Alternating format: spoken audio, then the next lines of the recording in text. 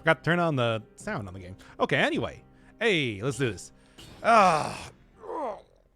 Before I just go back to the 13 Sentinels mines, which I will. Trust me, that's not gonna stop being a thing at this point. Hello, Fask? F-A-S-C? I never figured out how to pronounce your name, to be honest. Hi. Doing shark runs today. Because I don't know, I along with the Wrecking Ball, I felt like the shark was one of the... That and the Trident, I suppose. Trident would also be a good opportunity for this, but I think let's see how the shark works now that it has also been changed up in the latest update. After doing a few test runs with it, I don't know, man. I'm trying my best here. Do I look at 50%? Oh, plus 40% damage. Okay, cool. That's a good start here. Hi. At least that's a decent beginning. He said it's a decent beginning. God, why can I not remember the name of what this is called? Affix. Hey, thank you, Yulia, for the sub. I love you. I still don't love JRPGs, though. I'm sorry. You can't make me do that. I hope, Yulia, are you enjoying 13 Sentinels? I'm just curious because that is another very very bigly story-focused game. And although I have my gripes with it, I still think that. Oh, come on now. Didn't have time for it yet? Okay, fair enough. Don't worry. There's another 35 episodes left to go. Oh, there we go. At least I got the parry there again. I swear those things delay the hits a little bit too much. My God, I hate this, by the way. Oh, my God. There. Anybody else? Anybody else want to get here? Hey, thank you, account without a cool name as well. All the subs coming in right at the start here. How could I not click with the title like shark? Yeah, I know. We're using the shark weapon today. Aside from the Wrecking Ball, the shark also got slightly reworked to be better, so I think it's worth checking out. You know how that is. Go max stats. Oh, no, this is the burner run. I don't know if you've noticed I'm almost dead right now. Not really making too much plans for this to be a very long run. I just started up the stream anyway. Hello, Niels. Welcome to Shark Run. I don't know how this one is going to go, I'm going to be honest, because at least using the shark prior to this point, for what was the one run? I think it was the killing deck. It didn't seem very easy to use. Maybe something like the ice bow could be good here. Boy's Axe, actually. No, yeah. Boy's Axe, I think, is the one you want to take. Because one of the things they don't describe in the actual... One of the things that changed up in the most recent patch is that you always get crits if an enemy is rooted on the ground. And that can be pretty good. Also here, that's apparently a very good way to take out the queen right now. So you know. Actually reconsidering the list because the thing about it, JRPGs don't make very good series most of the time. You already made me play 2 Final Fantasy games. I feel like now is a little bit... Anyway. Think about what's interesting enough to leave in the list and what's not good enough to fit the style of videos. Yeah, we'll see, I suppose. Alright. In the meantime, though, Adolescent Shark. You know, I never actually listened to the Baby Shark song at any point in time. It's just never been a thing. I only know what the song is from other people referencing it. So, you know. And as much as I would like to go for max stats, I don't know if that is going to... Don't know if that's going to happen. Never seen a rat fall off the edge. It happens a lot on the higher cell difficulties, mostly because you have them teleporting to you all the time. On lower difficulties, I don't know if that would ever happen, really. Do you have a Blahaj? Yeah, wait. No. This is a D's Nuts joke. I'm not going to read it. Hey, Armor Shrimp outfit. Yeah, I've gotten all of the outfits. Well, aside from, you know, the special boss outfits from the DLC so far, I think. I'm fairly certain at this point, so... Yeah. Should have both stats, but I guess I'll probably look around here for maximum money as well. Oh, hope all's going well. I think it's going pretty well. Perfect Servant? Oh, do they have a Perfect Servant outfit as well? I expect them to have a Perfect Queen outfit, of course. Didn't know if they were going to do that also with the servants, the lighthouse boss there. Also a mushroom boy up there, I suppose, if I wanted to go get him, but I won't. Is the shark plushie from IKEA? It's very cute and everybody loves it. I have never heard of that before. Interesting. Anyway. No, 30 kills. I don't expect to be getting 30 kills from doing this run in particular, but I suppose we'll see what happens. Look, if this turns out to be a much better run, I don't know, I'm almost dead, so I don't think so. If this turns out to be a much better run, we'll just pick it up from, like, some point halfway through. Go for the DLC here, see what happens. They're already servants, don't you think they deserve a gold outfit? They do! And they work in very, just the worst conditions that are constantly starting on fire, seemingly. But at the same time, they're not like true bosses. And it's the whole thing that people were telling me where they don't have boss caps. It's like, if you don't have a boss cap, how can you be considered a boss, really? Look, that's the first thing they tell you if you become like a manager at McDonald's. Congratulations, you can no longer be killed in one hit. It's a real big honor. Okay. And trust me, at McDonald's you'll need it.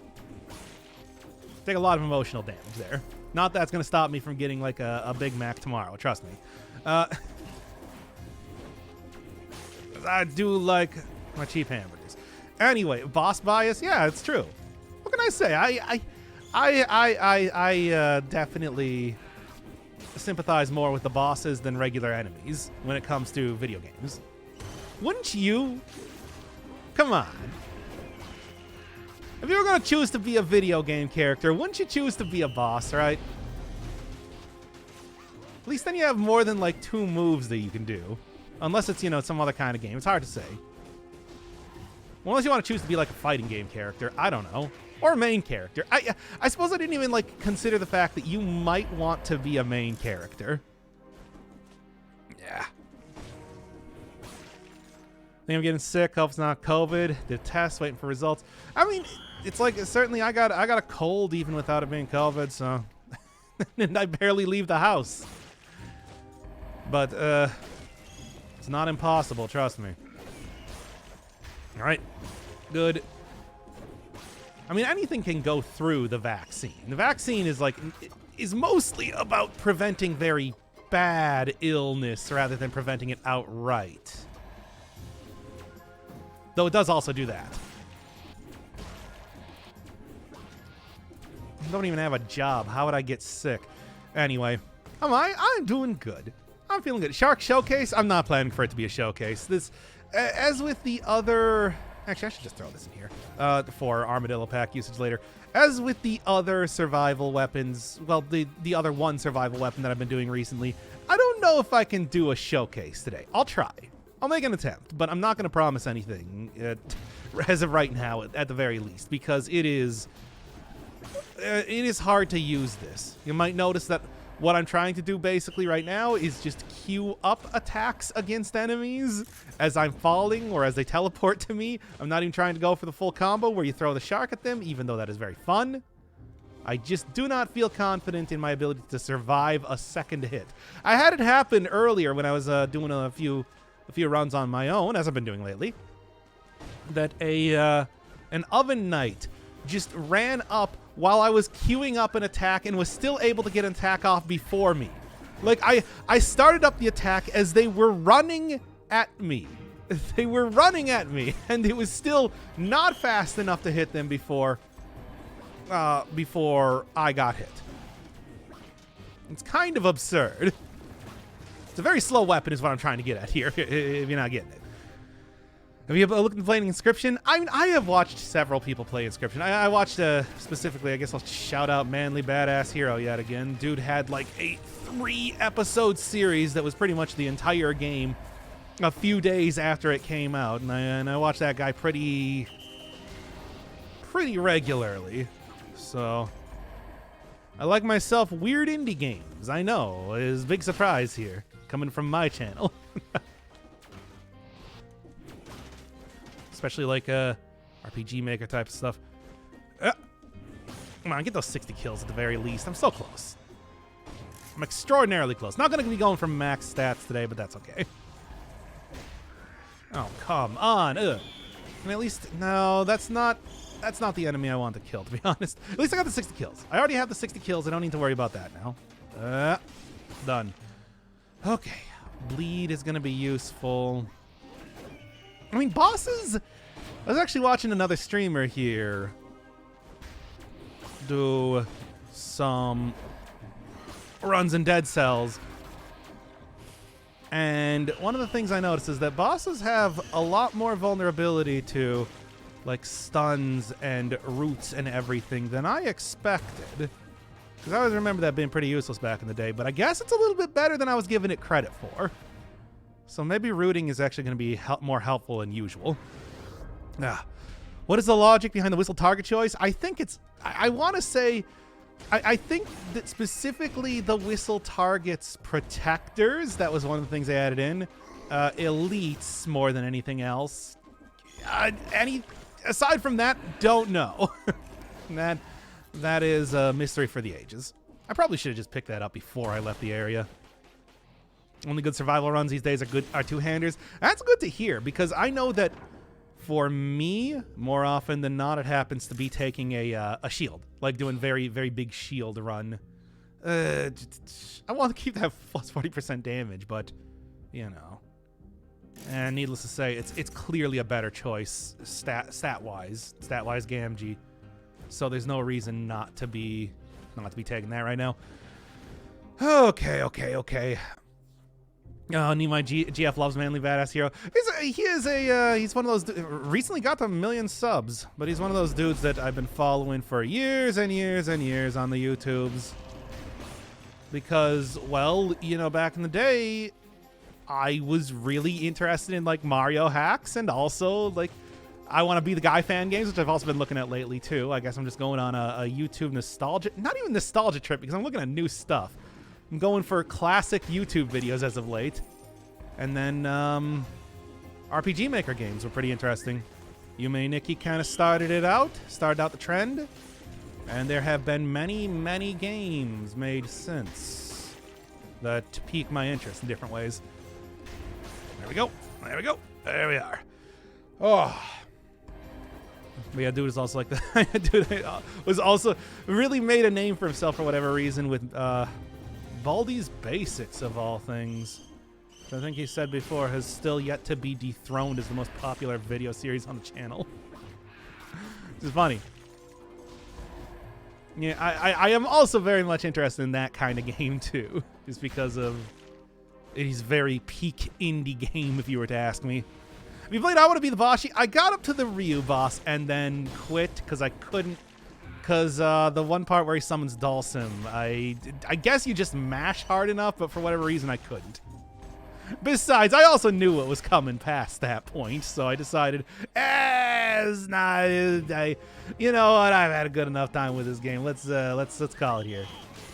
Look, I don't want to actually go fight the Solgrin boss, for God's sake. Ugh. There was a weird, you know, I've played rage games on the channel and everything. Jump King, think of that, for example. Oh, I Want to Be the Guy fan games are it was like an era. It was an era alongside like Slender the 8 Pages clones that just kind of happened in video games, but didn't really stick around long enough. It's very weird because, you know, when you describe things as like, you know how like games are described as roguelike or something, even though they have very little to do with rogue. I'm looking at you, the entire roguelite genre. Boy, I Want to Be the Guy fan games really, really hewed very closely to that formula. Not colorless, so get out of here. Oh boy, oh boy, oh boy. Needy Girl Overdose. Yes, I have watched people play that on stream. What a weird game. Certainly would go with my VTuber obsession pretty well, I suppose. There's a legendary item around here. I do want to go find that. God, at this rate, I feel like I might as well just post up this entire stream. We have just totally gotten away from doing the whole... not post up the entire stream, because we've already gotten away from the whole like, shark thing so quickly, as I just go and talk about more stuff. By the way, most recent hacks that I've been looking at have been Mario 64 hacks. Just watched a long play of Super Mario Apocalypse, which was pretty interesting. I mean, once again, hacks kind of fall into that thing where they look pretty cool. People got some interesting ideas. Boy, are they really not for beginners or even people experiencing video games, experts only. These things get real hard. Anyway. Sonic broke me after stuck at him for 2 weeks. Ugh. Yeah, it's like, you know, that's the thing. I knew that after that point I was gonna have. I mean, it's like I've watched people spend 10 hours on Solgren boss, and I know that it's just I don't know if it's worth it. I want to be the boss. She's fun. I think if anything, I would rather go play like, you know, Wings of V. Wings of V actually looked, you know, was also still a very difficult game, but also made by Solgren, so it has that same sort of style to it. Probably significantly better made. What is this exactly? Hayabusa Gons. Huh. I mean, obviously we're doing a shark run, but you know, still grab it. Maybe I can get the vampirism, the lifesteal affix on it. That'd be useful. Okay. Celeste.smc. True, you know, that is also, it's true. There are a lot of, I mean, there are the entire, like, D-side sort of hacks that I've seen of Celeste.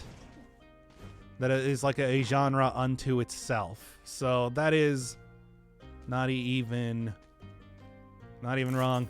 What I'd like to do is I would like to find either, well, could I afford... I couldn't really afford an upgrade for this and another item. Yeah. Gotta go do my job despite feeling sick. Yeah. Hey, working from home. I know. I'll take it. But hey, thanks for coming by. Also, thanks for the sub again. It's just, oh, yeah, this is what I want. I wanted the Root Grenade. Root Grenade would work out pretty well with this. Root Grenade was also, when I did the showcase, a lot better than I expected it to be. That or, of course, going for... anything else around here? That or there's also, of course, the chance of just going for the classic sort of combination with a Wolf Trap. Because Wolf Trap does root as well, and root means critical. You know how that goes. Love watching Mario hacks, but we'll never play one. I feel like there's some that would be fun to play. I should have known. I mean, I did know, but I thought that I could go for it anyway. Yeah, I think there are some hacks that would be fun to play. I think about like the Yump game. Or not Yump, Jump. which seems like it would be mostly doable. Maybe some of the end game stuff would be a little bit too challenging to actually want to attempt. But Jump, I think, seems like a pretty... Oh, I got both here. I might actually be able to get this. I'm going to try for it. Jump would be pretty doable. That said, it's just like I don't even have a ROM of Super Mario World, so how am I going to get that? You know? Besides, I almost never play... I always play everything vanilla. It's always been like a thing on the channel, so I don't know if I would go real hard into playing hacks and mods of stuff. Well, it might be fun to, like, you know, get in there. I keep talking about wanting to do that with Minecraft, for example. Wanting to go in and do, like, some Minecraft mods. I was watching the, like, I was watching some streamer play like the 1 block challenge. I think that would be fun. You know, really trying to make good use of resources, which are otherwise very unlimited in Minecraft. You know. And I've played Dead Cells for 2 years already. Can't stop playing it. I mean, here I am playing it for, what is it, 4 years now? Yeah, mid-2017, almost coming up on 5 years. No surprise, though. I mean, I've also played The Binding of Isaac for how long, too? It's a good game. It's a good game, and at this point in time, I can just turn it into just chatting streams, even if I don't feel like playing the game, so why not? Oh, boy. There are definitely games that... I mean, usually you think of, like, multiplayer games as ones that you can play for hours and hours, thousands of hours without it getting old, or Well, with it getting old, but you've already committed, so you can't stop. Oh, come on! And I couldn't afford the the items that would actually work with the shark here. But of course, I just get an upgrade for the item that I spent all my money on anyway. Well, this is why we're going to incentivized zones. At least that one. What do you got? Come on, come on. Nah. I got a specific thing I want here. That's not it. What to do? How does this weapon work? 3-hit combo. 3rd hit throws the shark at enemies, rooting them and bleeding them. It also does critical damage on rooted targets. Only rooted targets. So root grenade, wolf trap, the boy's axe that I'm using right now. All good options here. Although the problem is that this is a very slow survival weapon. Yet again, the problem comes in with the fact that I can never get the full 3 hits off on an enemy before I would die. So I'm mostly just trying to kill enemies with the first hit here. You know how that is. Trailer for Have a Nice Death, new roguelike with a super good animation, really cute aesthetic. Yeah, it's got that hand-drawn aesthetic. First thing I thought of when I saw it was Hollow Knight and how that worked. No. Also would be nice, but not going to work out here. That was something I saw when they were doing the Game Awards things. I was sort of interested in. I don't know. Maybe. We'll see. As always, I certainly still have a lot of games on... Oh, my God. Certainly still have a lot of games on the list and everything. Including Elden Ring going to be coming up soon. I'm going to punch you. Try and get you. Ooh, this is a problem, though. Throw the shark. There we go. Yep, don't like this. That second hit is freaking me out. Of course, if I can just get a punch on an enemy, that'll be... Yeah, there we go. Perfect. Especially because I kind of want to get you down right now.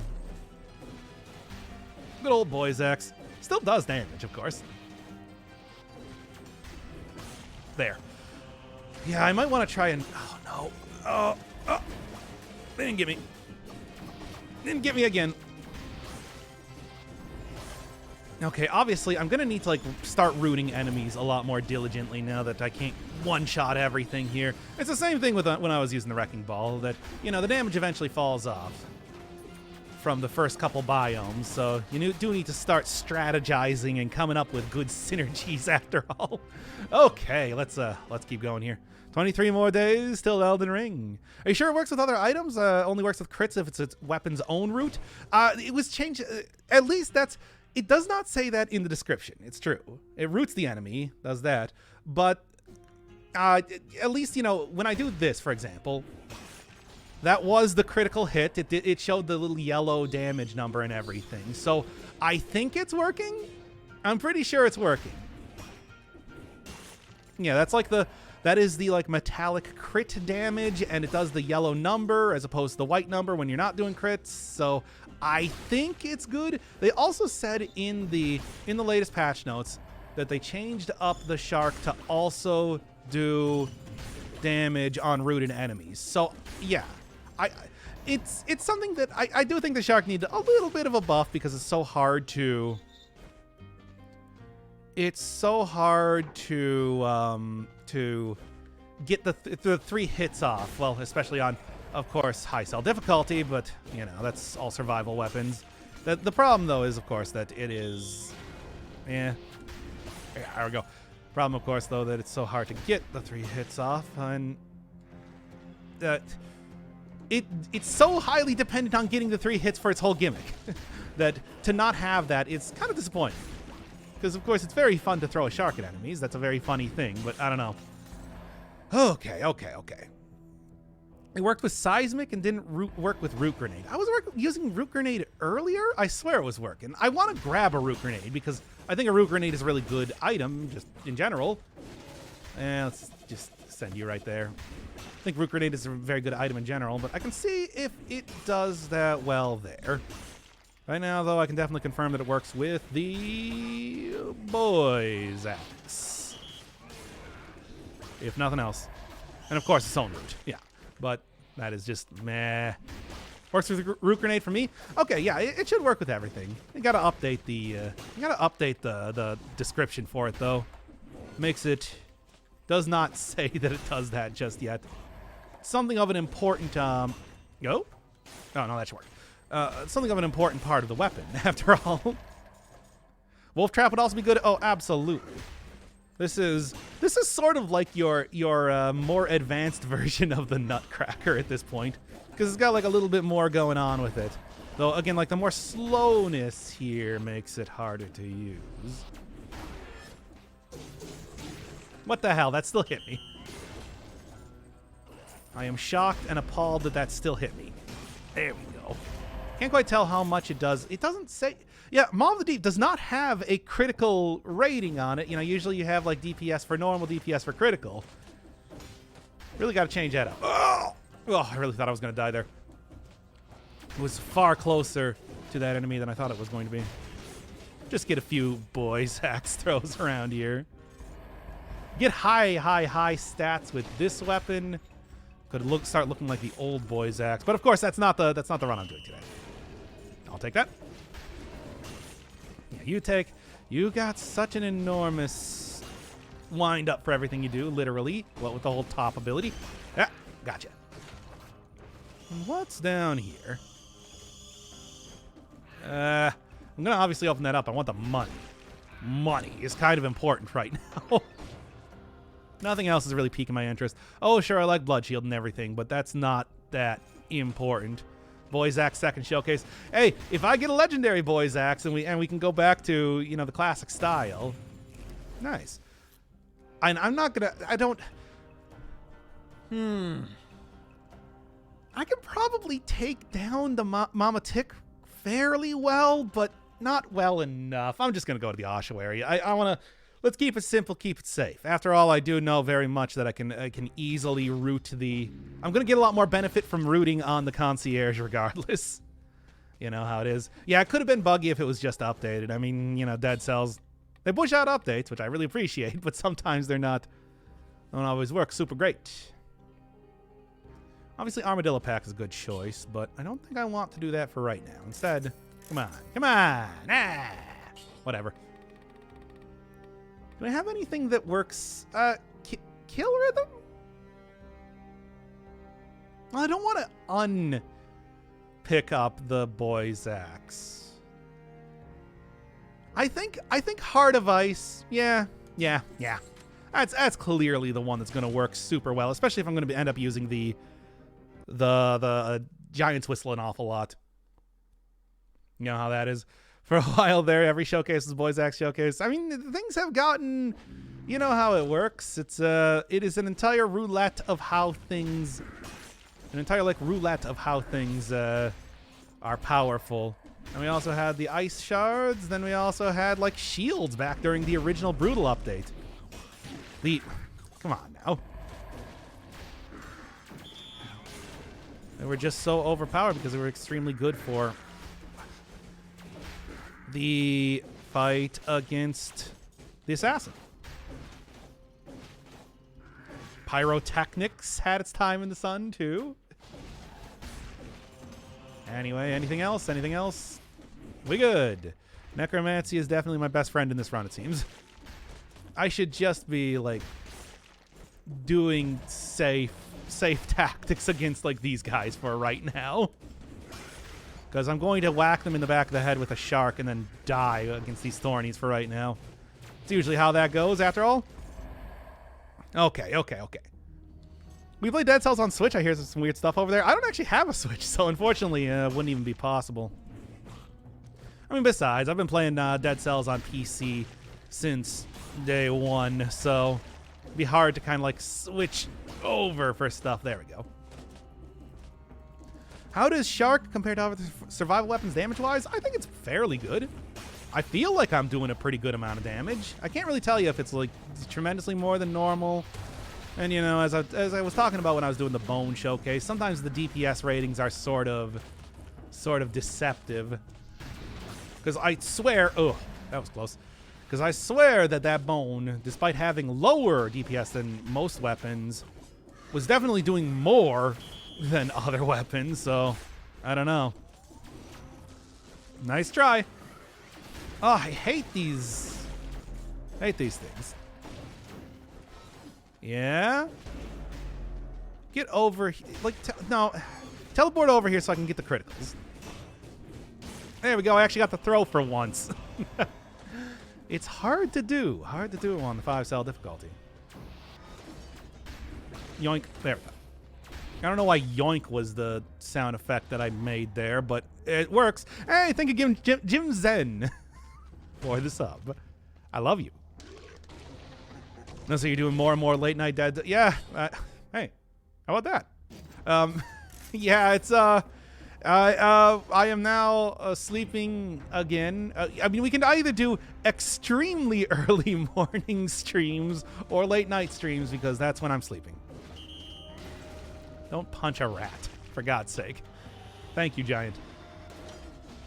Your help is appreciated. I will choose not to kill you this run, and not because I'm going to be going to the DLC. Okay, yes, it is because I'm going to be going to the DLC, but still.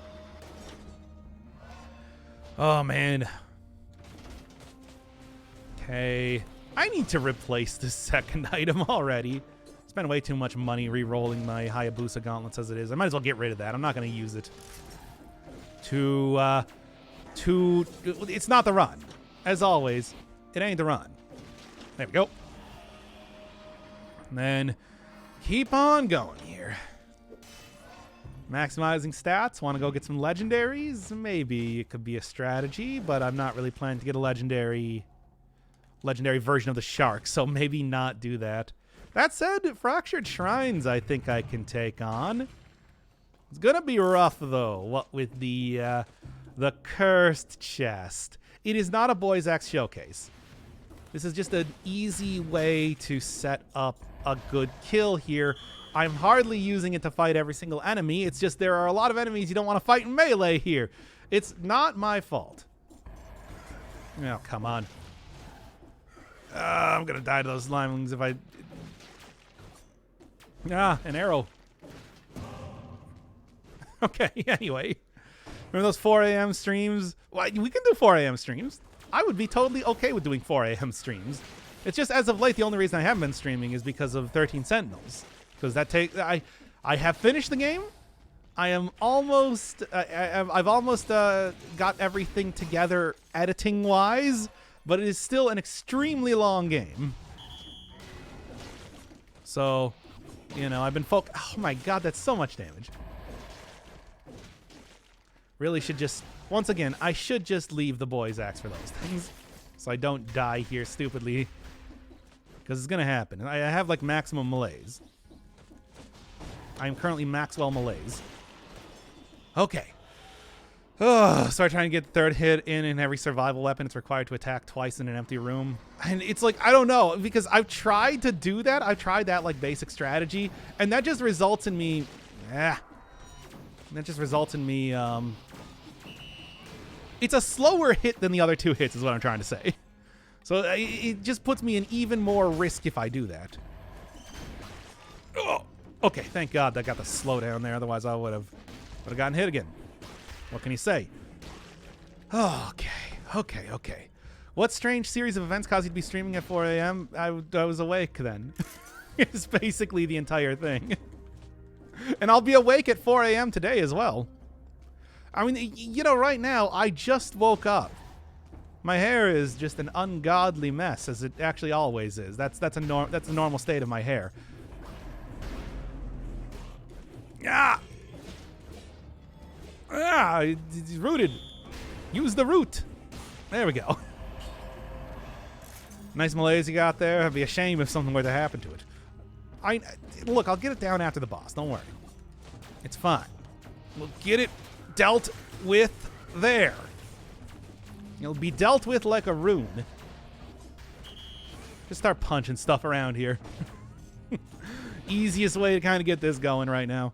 After all, I still want to try out the whole thing with using like super high damage, high stats stuff in against the servants. Cause I have no good opportunity to to use the shark here, by the way. There. Oh my god. Okay. Okay, and we're good.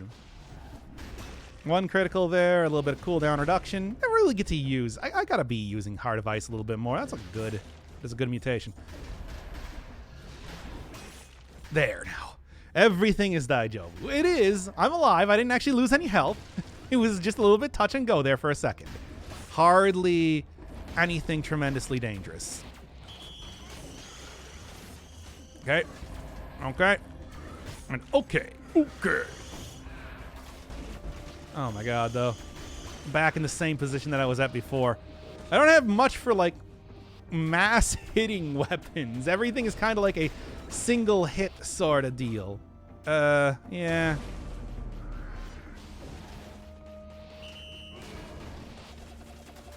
And I still have one weapon that is not even scaling with my stats right now, so I kind of got to do something about that. You know, just a feeling. We good? We're not good. The Slimelings are still following me everywhere. Everything will be fire. Okay, there we go. No, yes, Powerful Grenade would be pretty useful with this build. I would not trade it all away. This is a decent run. I have a good biome appropriate version of the Boy's Axe, which is, you know, a lot of extra damage. I have a good, quite powerful version of the a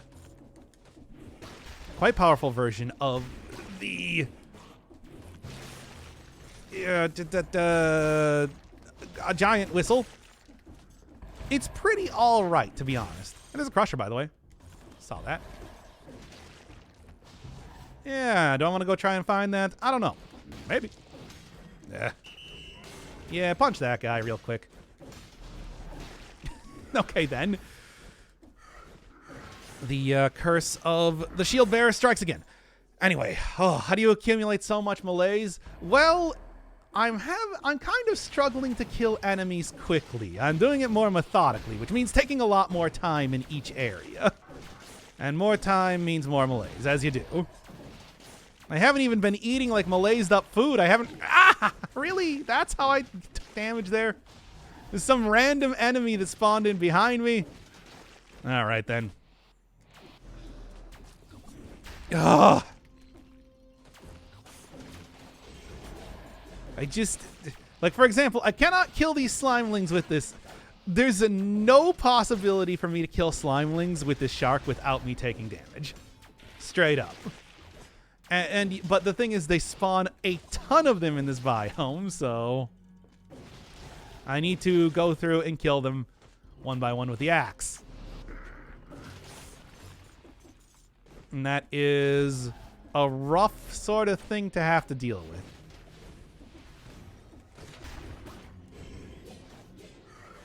Great. Alright. Slow weapons. And I'm trying to get, like, the roots here, but yeah, there are also so many other enemies that exist in this biome right now that I do not have the ability to target a single enemy. This will be very good against bosses, though, I would think. There. And now we just kind of go like this. Until I win. Okay. It's constantly going up and down. It's a real roller coaster of a malaise type of bar.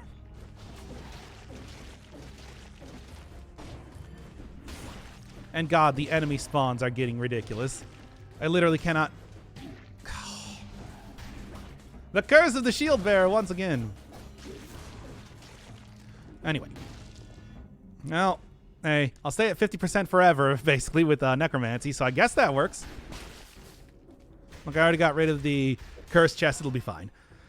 Okay. What an extremely frustrating sort of area. Oh, hey, there we go. Didn't even notice that down there. Full-on medkit. That will be good. Yep. All right. Rooting should be very powerful on the queen if I actually have managed to get to her. So I am fully expecting that run to go pretty well. We'll see. Especially because, you know, one of the major issues with fighting the queen is that she is far faster than any sort of survival weapon could possibly hit. So I am 100% into trying to make a survival run work against her right now. Okay. Now then. Go collect the fragments. Go collect the healing. I'll be at full health, maximum malaise, but no potion charges used. I want to say that there's something valuable just in that alone. I feel like that means that I played this pretty well. Oh, God, Gamer strikes again. Okay. Oh, great. And also, it's all my favorite enemies happening here right now. Okay. There we go. How's malaise management going? Poorly. As if you even need to ask. One more fragment there. Parry, return. Sounds funny with the queen. I mean, okay. It's like all... I mean, the thing is, you know, this sort of stuff does work on bosses. Rooting, stunning, everything like that. And like I said, I think it works a little bit better. I was watching streamer Ryu do a run with the Chancla, the Spartan Sandals, and he just like stun locked the Mama Tick fight entirely. Didn't even like, still got hit, but it was zero cell mode, so it didn't matter. But it was like she attacked like 3 times in that entire fight. It seems like that would be extremely you know, relevant for this sort of build, especially. And also at some point in time I might want to take out the Chancla again, because maybe again I'm not giving that item enough credit for how good it is. Uptime is currently 43 minutes. 43 minutes. Okay. Yeah, I'm your Moobot today, the streamer. Hi. I finally got my own channel and the name Dr. Inferno Firebird. Well, I might as well check the shop, see if I get something useful. Just unlocking the tick also sounds great to watch. Yeah, I mean, basically what happened is every single time you see her queue up an attack, that Mama Tick would just get kicked right out of it. It was ridiculous. And as long as you have enough damage, yeah, you're good. You can she will not gain resistance to that before you just are done with the fight. I don't know. It seems like a strategy. You get a new job, or do you rarely stream? I just haven't been streaming that much. I mean, as of right now, I've been working on the 13 Sentinels series. I almost got that like fully, almost got like the video portion of that fully done, you know, so that we only need to do commentary over it now. And that game's like 30 hours long, so it took a little while, basically.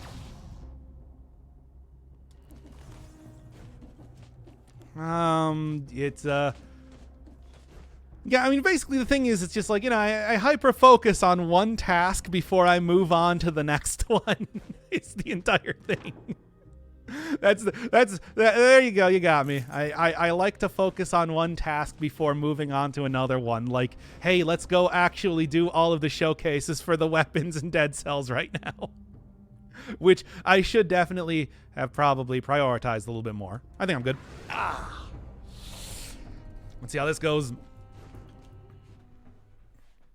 I mean, if I get a good version, well, provided that I don't die to a curse, of course, because I'm still planning to go into the Fractured Shrines. I think that's... Look, I still am missing a second actually useful skill right now, which is kind of absurd that we're this late in the game. But, yeah.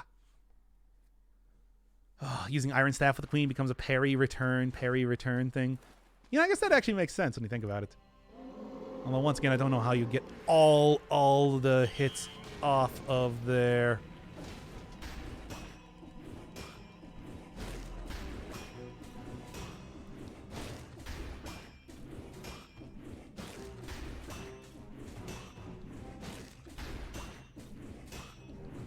Yeah? Oh, okay. All right then. Well, yeah, I don't know.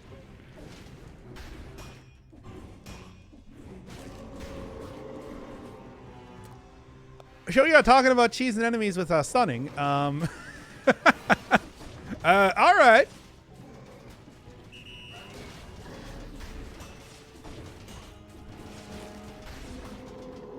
Yeah. Okay.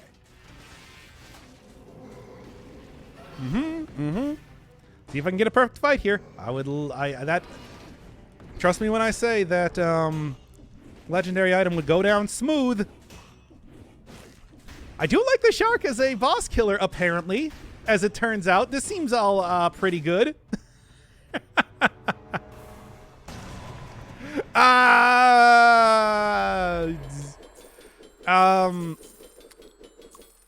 Normally I would say motion twin fix your game, but please keep this one in.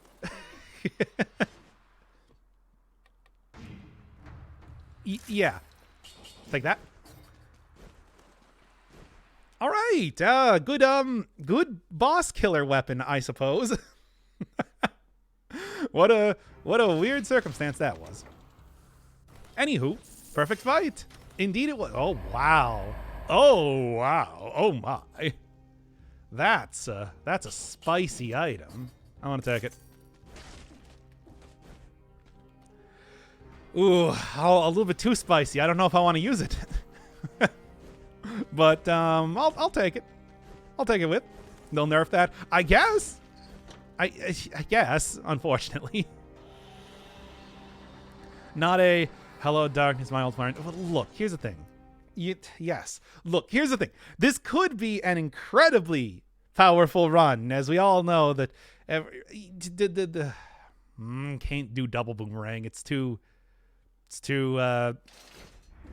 not the run I'm doing. We're not doing double boomerang run. It's not the one. Oh man, maybe I should just like look at trying to. Fracture Shrines is gonna be rough with the shark, by the way. Make it work, but you know, incentivized. Oh, the curse of the. That wasn't that much damage.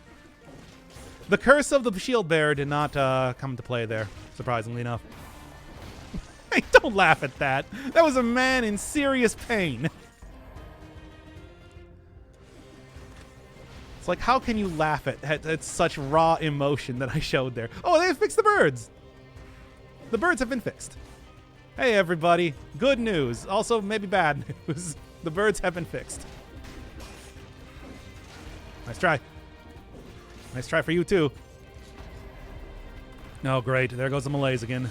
Oh, I cannot get rid of... Maybe I should... Once again, I'm kind of feeling like I should just go back here and get some malaise cure, so I at least stop the enemy spawning from being so goddamn wacky. There we go. That's better. Still not ideal, but better. Oh, okay. Just like this biome for that exact pain. I mean, to be fair, I should have just played that one better. Okay. He's not queuing up an attack out there. Hopefully I won't die. How do you make those noises? Might as well. How do you make those noises? Yelling while also breathing in and out very fast. What is it? What do I do? Something like that.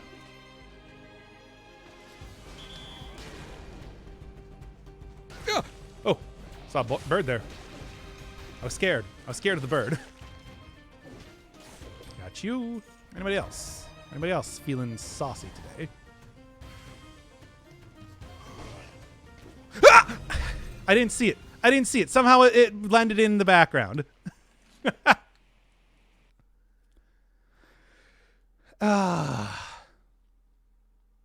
I heard the noise and I don't.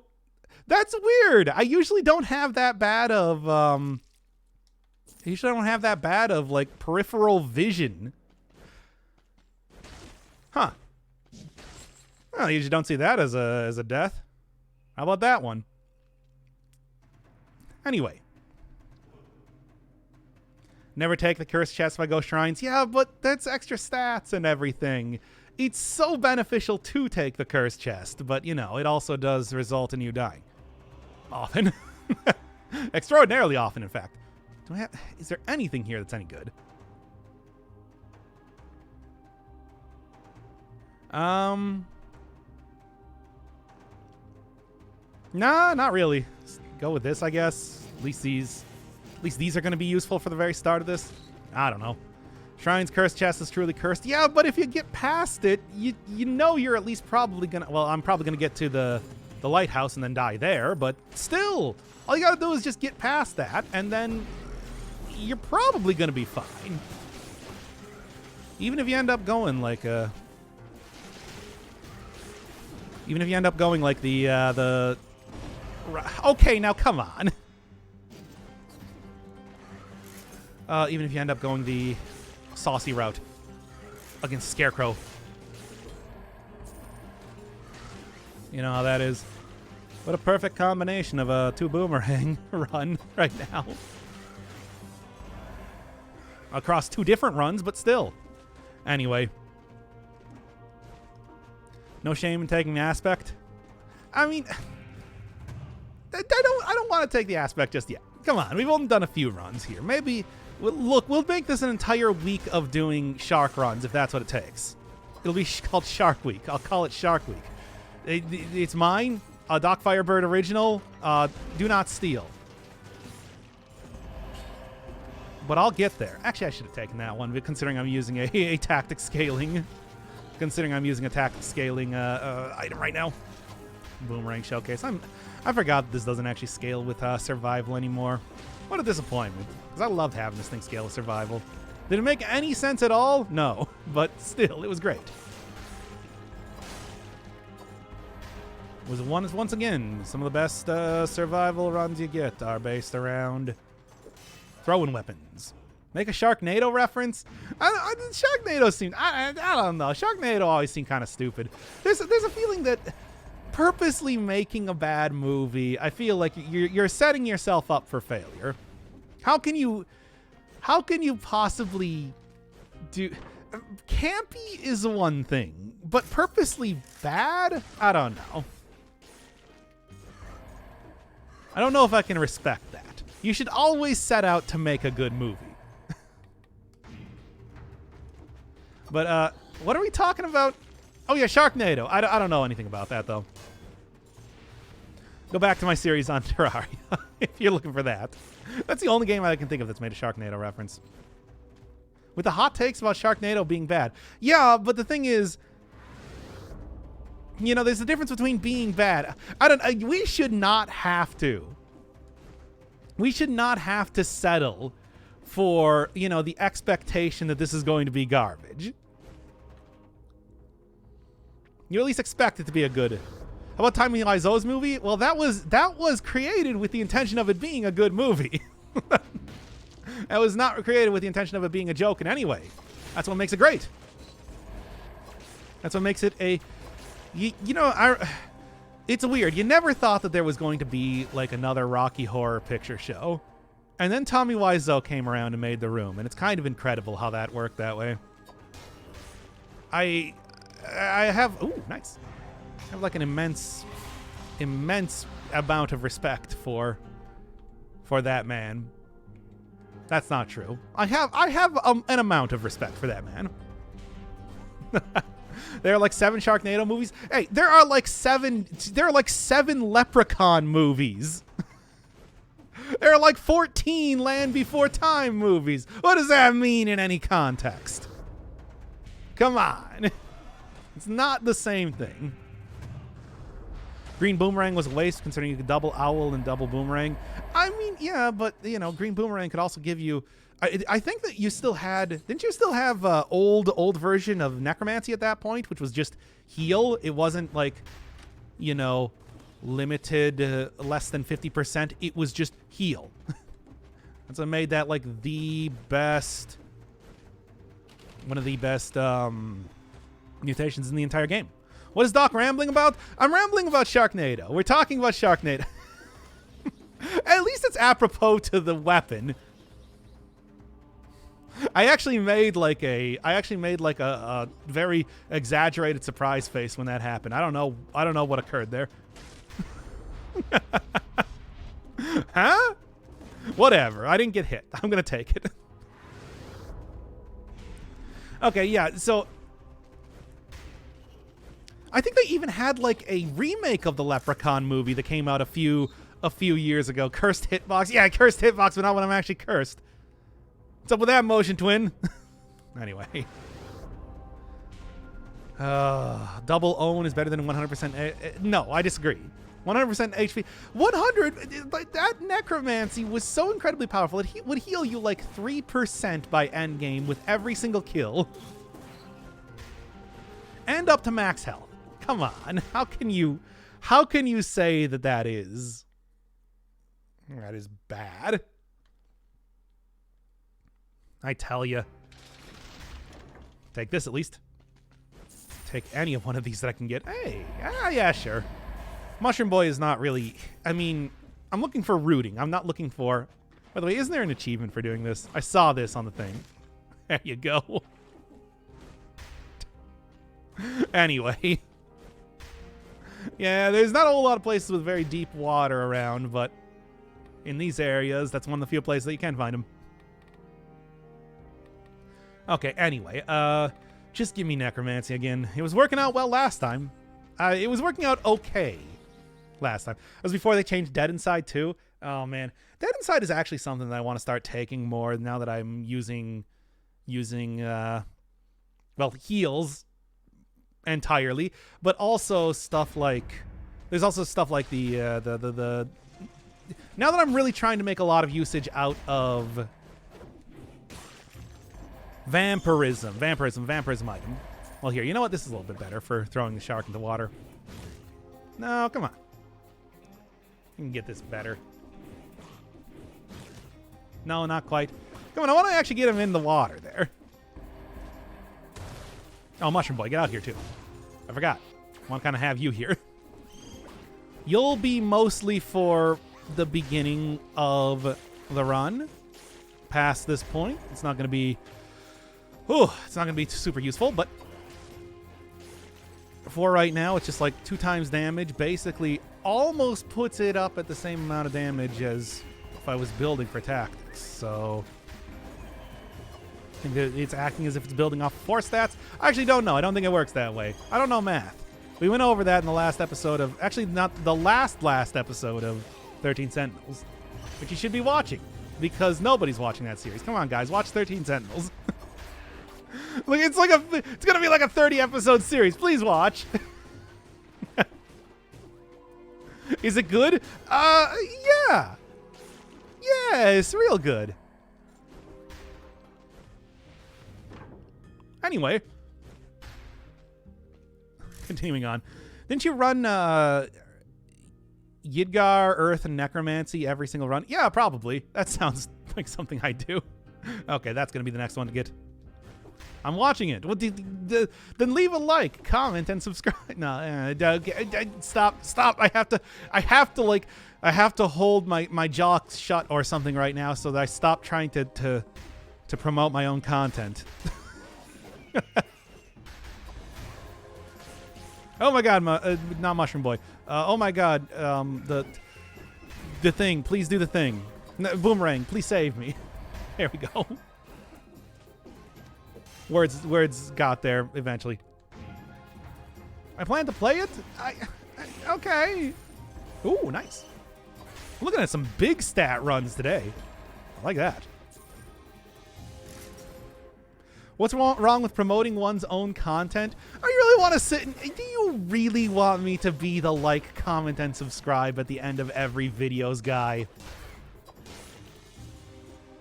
You really want me to go like halfway through this episode be like, hey guys, I do a wide variety of different video game related content on YouTube. I'd love it if you came by and happened to subscribe if you're enjoying what you're seeing right now.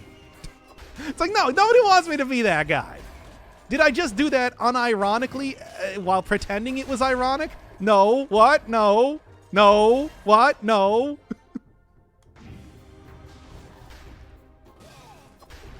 Do it ironically and absolve yourself of guilt. What do you think I just did? It's so out of character. It is out of character. No, that is out of character. No, usually when people say that, they're being sarcastic. That is out of character. Okay, anyway. Ah! Okay. All right. Anyway. Now do it unironically.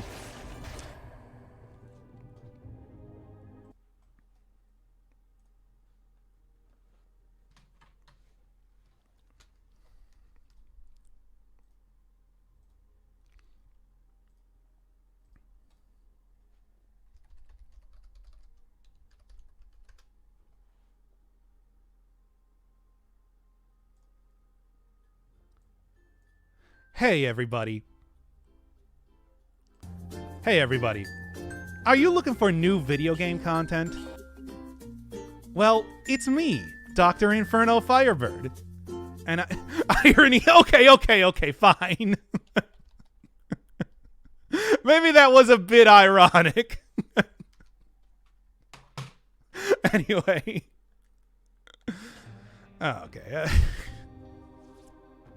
I literally typed in Kickstarter music into YouTube for that. Anyway. It's very unsettling. Man, you were prepared. No, I spent... You clearly, like, you might as well just watch me go on YouTube and do that. It worked. You know what? I'll take it, D-Brim. Thank you very much for the sub.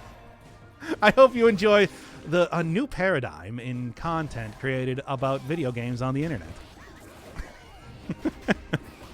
Alright, I'm new here. That's not a thing that usually happens. That's a lie. That is a thing that usually happens. But, we're doing the shark run today. Dead Cells shark run. It's about using the shark. It's kind of a difficult weapon to use, I'm going to be honest. It's very slow. But overall, I think that there's some actual tech with it, considering that I was able to cheese out the first boss last time I was using it. Maybe it's something you just want to take into boss fights. Combo that with like a... Well, if you could get a colorless shark or a colorless gilded Yumi. Use one for regular biomes, use one for boss fights. I think it's stuff. Oh, bits! Hey, thank you for the bits, by the way. I didn't even notice that, One True Spy. No, I'm not good, clearly. Nobody that does that is good. That is entirely... No. I'm not gonna... That's like me telling you about the metaverse or something like that. Which, yeah. I don't know, I never actually watched any of those commercials or whatever. But I assume that's what it was like. Oh, there's that sound again. That was my hit sound when you deal damage to me as a boss. Anyway. Okay, Mushroom Boy, I love you. I am going to switch you out for this.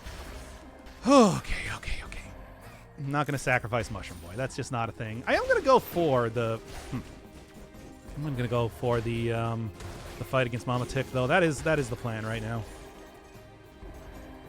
I've been spending so much time not using the shark. I should probably get back to using the shark. Just a feeling right now. Okay. Advertise your knowledge in Mario and Sonic lore. It is extensive. It is weirdly extensive. I'm a very big fan of video game marketing mascots, apparently, and their associated games. And I mean, like, look, I'm wearing a Sonic hoodie in game right now, not in real life. I don't own that. I don't own any sort of video game related merchandise, and I have never.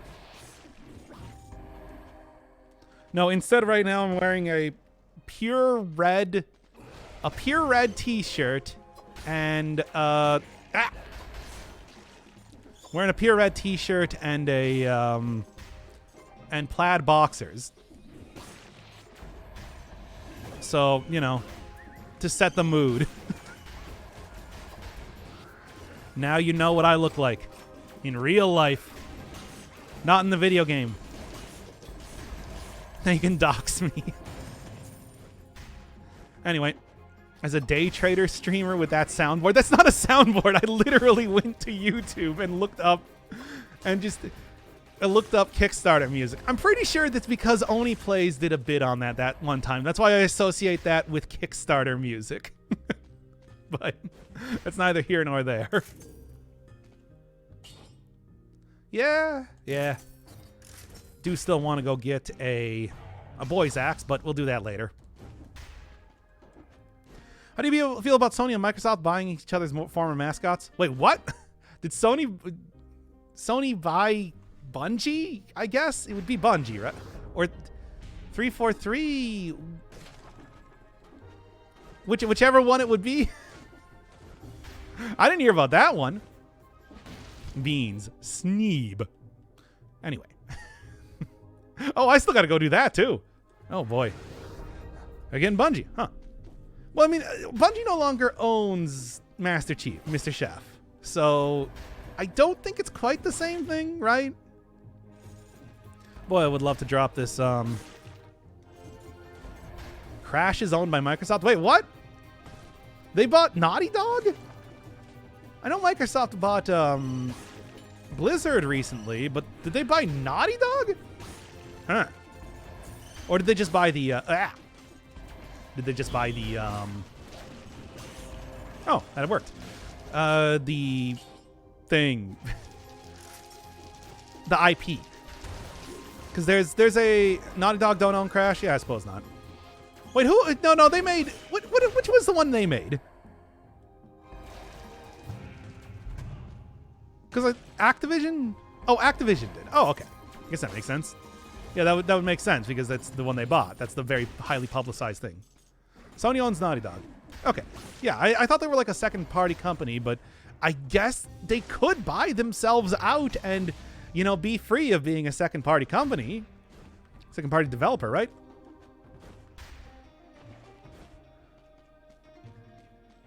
But that's, Sony owns Naughty Dog and Crash Bandicoot. Okay, I'm confused here. It's just, I don't know. Look, Crash Bandicoot, when we're talking about who exactly the mascot is for Sony, I still think, I'm still living in the 90s, and I still think it's Crash Bandicoot. I'm sure it's probably some, who else would it be? Would it be Knack? Would it be Knack, the star of Knack and Knack 2?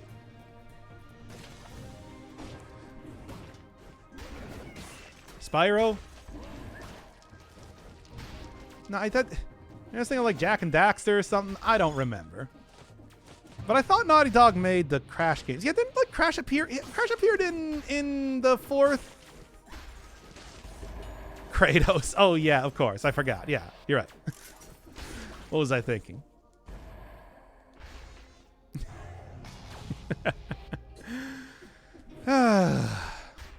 Was Sony mascot was Polygon Akuma from Street Fighter?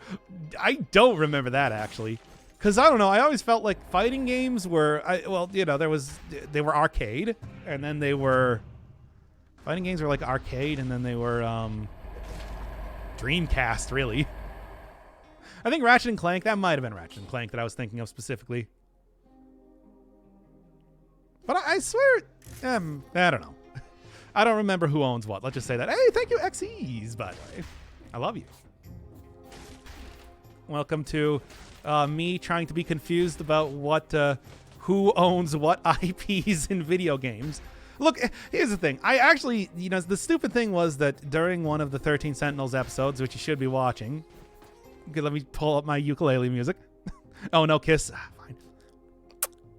I love you. I love you, XEs. Anyway, what was I saying here? Yes, I talked about this during one of the 13 Sentinels episodes where I'm just like, hey man, whatever. Activision and Activision Blizzard was so, okay. We're getting all the wacky hitboxes today, aren't we? Was so mired in controversies and garbage that it's like, you know what? Whatever. I don't care. Microsoft can chew them up and spit them out like every other developer they've bought. Is it really going to be that much worse than what's already happening seemingly internally? It's they're request only. They're by request only. And especially on my OnlyFans. Anyway. Yeah, it's just I don't know. I don't think that there are certainly worse victims of Microsoft, I want to say. Talked about that when I was doing Phantom Dust, for example, which that was truly the chewed up and spit out sort of situation, which is the worst. Microsoft has been decent to studios since the 360 era. Have they? I guess I haven't really been. Well, they canceled it. The big thing I'm thinking of is they canceled the cancellation of Scalebound, and then that was intended to be like an Xbox One game, right? And that like really dealt a blow to Platinum Games, if I remember correctly, because like they had initially invested a lot of money into that. But then again, that might be older than I thought, because I clearly confuse video game eras very easily. And Microsoft fuck up the studio of the Fate games? Fable games? That was the Fable games I know they did, but I don't know about the Fate games. I'll take that just so I stop taking 2 times damage. Okay. And let's see.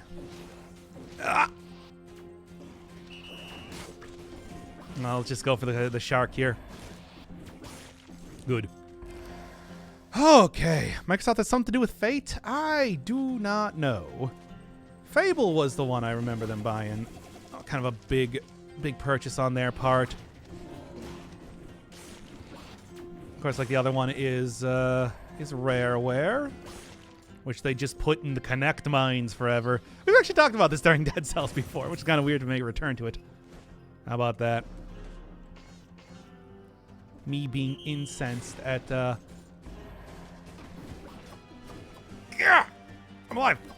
Me being incensed at Microsoft's the treatment of developers is a common theme in the Dead Cells episodes for some reason. Couldn't really tell you why. There we go. Oh boy, new Fable game coming out soon. I love Phantom Dust. I suggested the playthrough, but it never had mass appeal. Did you see the characters? Did you see the character designs for Phantom Dust? I think I can understand. It's a very weird game. It's a very weird game where it's just like it's like part JRPG, part funky card game, but it was actually pretty fun when I played it, to be fair. Yo, the game's, oh my god. The game, like Phantom Dust is actually pretty legit as a game. I don't know how well it would do for like a very commercial sort of multiplayer experience, but it was pretty fun to play single player at least. And I think if they really fleshed it out, gave it a bit more than just like the missions and the hub, that it could have been something like really special, which is what they were planning to do before, the debacle. Anyway. Online in Phantom Dust got sweaty, to say the least. I believe it. But it's one of those things where I don't know how well balanced that game was, is what I was thinking more than anything else. Because there were a lot of things that you could do. How well did any one of those things work when it came to a PvP environment? I don't know. Hard to say. 254, I'll take it. Sure. Powerful Grenade might actually be a good take too, but I sort of want to save up for trying to get a Boy's Axe again. I think that was a good combo last time, especially with the way that it seemed to entirely break the game. I was a big fan of that part. And kind of see where everything goes. Balance was okay. I'm kind of surprised. It's just there were so many like weird, wacky builds that you can make with that. I didn't even start to look into some of the weirder builds that you could do. Like there was the one where you fought against the robot and it used like the crystallization thing. The amount of shields you break over the course of a match determined how powerful it was. But, some interesting stuff. Bruh. Well, at least I got good stats. Taking disengagement for a survival build right now. I mean, the problem is that I'm getting hit a lot. I don't want to get comboed into oblivion is a problem. But hey, the thing is, even in... Throw this down, by the way. Oh, come on. Oh, come on. Get into the stupid thing. Even in 5-cell mode, you tend to take a lot of damage from everything. So Disengagement is always a pretty worthwhile take, in my opinion. I mean, unless you can play the game well, which, I think I'm pretty good at it. Okay. Was bringing shark repellents to every match in case of shark. Nobody. As it turns out, actually, the shark is quite powerful against bosses, it seems. Though maybe that's just the concierge. We'll be testing that theory soon enough. That game theory. Is Dead Cells Guy Ness? Anyway. That's literally the only thing I know about game theory, and I keep constantly referencing it. I know nothing else about that. I never watched game series in the past. Never seen any of the episodes. There was also an episode where he speculated about the size of Luigi's penis. I do remember that. That was also a thing that was ripe for mockery. Hey, you didn't get me this time. I threw a shark into your face. Anyway. Anyway. Everything kills you so quickly in 5 boss, so I'll just take disengagement every run. Yeah. I mean, I think that maybe if you... there are definitely some builds you can probably get away with not doing that. I'm thinking like stuff... You know, I've been taking recently a lot of the... recently I've been taking a lot of the lifesteal affix weapons, which you can probably make work if you can just disengage from stuff yourself. Then you don't have to worry about like falling below the health threshold for the most part. Of course, using like the vampirism combo also seems like you can probably get away with not taking that, but I don't know. I feel like it's always pretty good just to not die, if nothing else, at a boss. Bosses are so difficult to deal with. It's just like survival. You take so much damage even with survival. Everything ends. All roads lead to damage in 5-cell mode. Maybe if you... Man, I don't know. I don't know how you would... Maybe it's like a legendary build where you're distributing among 2 stats for maximum health gain. And use like dead inside. You can maybe get it to be so you can tank a few hits here and there. Oh, I never got the key? There were like 5 enemies left in the entire area. What? Oh, whatever. Just get out of here then. Won't worry about it. Now, I'd say, yeah, let's go to the morass. Said I'm going to go to Mama Tick. Might as well hit up the incentivized area. Don't really think there's no other way to get to Mama Tick, right, from this? Force shield's unironically good. I can no-hit Mama Tick. Yeah. I'm getting better at taking minimal amount of damage, but, you know, considering the fact that I'm actually going to Mama Tick most of the time. Obviously, once again, seems like a good take. But, you know. Oh, boy, oh, boy, oh, boy. Most things had a fair counter, but it's like 60s Batman. Yeah. I guess that's kind of what I would expect. You know, that was the thing where you remember when I was playing the game, when I was playing Phantom Dust, like the final boss just totally ruined me because they expected you to have... Because I was using the melee build for the most part, and they expect you to have something completely different for that. This is really good at killing... Okay, this weapon is very good. Very good at killing, like, big enemies, bosses, elites, whatever you want to name. Kind of hard to kill just, like, regular dudes, though. These guys being dudes. Do enemies in 5 boss cell deal percentage or flat damage? I believe they just deal flat damage. It's just a lot of flat damage is the problem. Like a metric ton of flat damage. Because, I mean, it's not, like, you know, I do exaggerate. Not every enemy will take you down to 0 health immediately, but usually the big hits... Any sort of, like, big hit definitely will. Okay. Got Necromancy here, so that should also kind of work out to not die for the most part, but being down to 50% health is not great either. Okay. Really good against the Queen? Yeah, that's what I was... that's what people are telling me, that, like, the... Okay.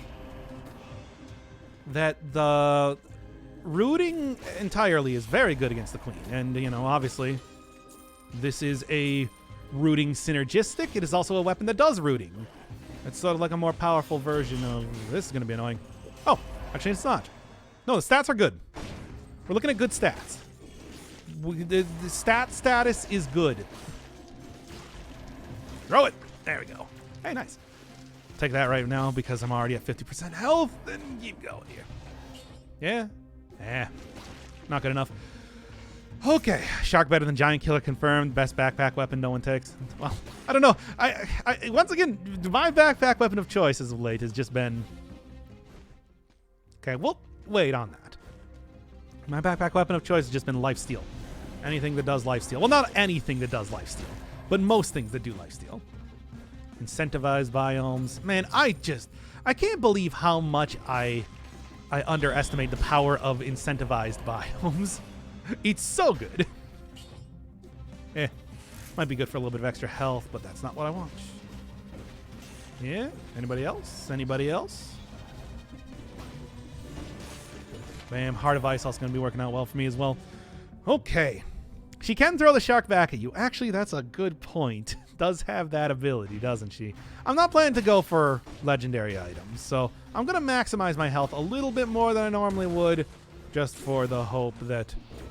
Just with the expectation that if I go Fractured Shrines, which maybe I shouldn't this time. I don't know. What do you think, chat? I won't get as many legendary items anyway. I hope to God. I was going to say, I hope to God that...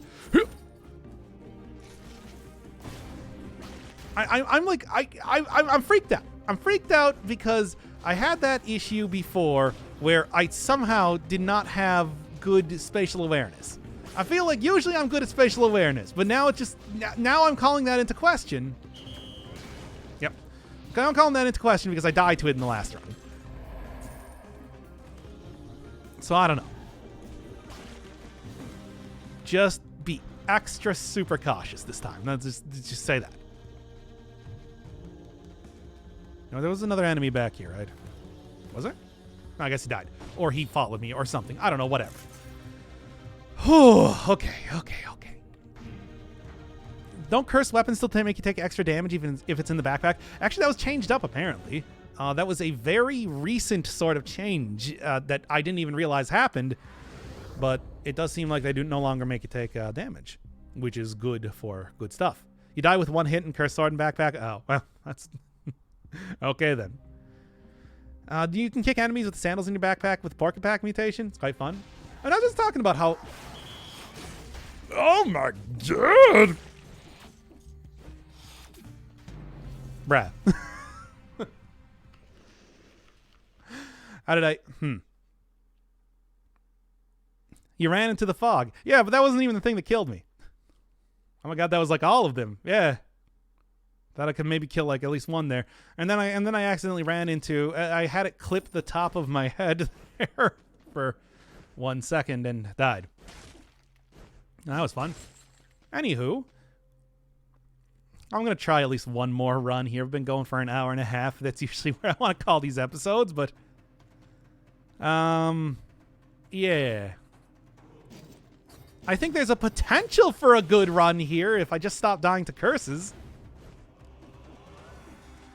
Just ran into that projectile. I didn't think that it was going to continue to hit me past that point, to be honest. I mean, with all the wacky hitboxes that we've been seeing in this stream just entirely, it seemed like I probably would have been at least okay for the most part. You'd think. Said no to Magic Missile? I don't need Magic Missile. Hey, we're talking about... Look, Magic Missile shines late game, not early game. How do you get this outfit? After you get all of the weapons from the bosses. Actually, I think it's... Okay. Correct me if I'm wrong, but I think the way it works is that after you kill the lighthouse bosses, the guardians, that whichever one you killed... Nice. Whichever one you killed last gives you their weapon blueprint. However, if you've already gotten that weapon blueprint, you instead get the outfit. So, I think that's how it works. Somebody correct me if I'm wrong once again. And that's like the last of the bosses that you kill doing that is the one you actually get. Let's do a little bit of maximization. Let's do a little bit of stat maximization. I don't know if that's going to work with the extra stat that I've already got in the first area, but maybe it will. Who knows? Not quite what I want to have happen. I don't know. I thought the extra speed boost would have helped me get over there easier. Oh, well, it's fine. Okay, maybe I should stop doing that. Once again, as with the last run that I did too, maybe stop using foil power all the time. Just a feeling here.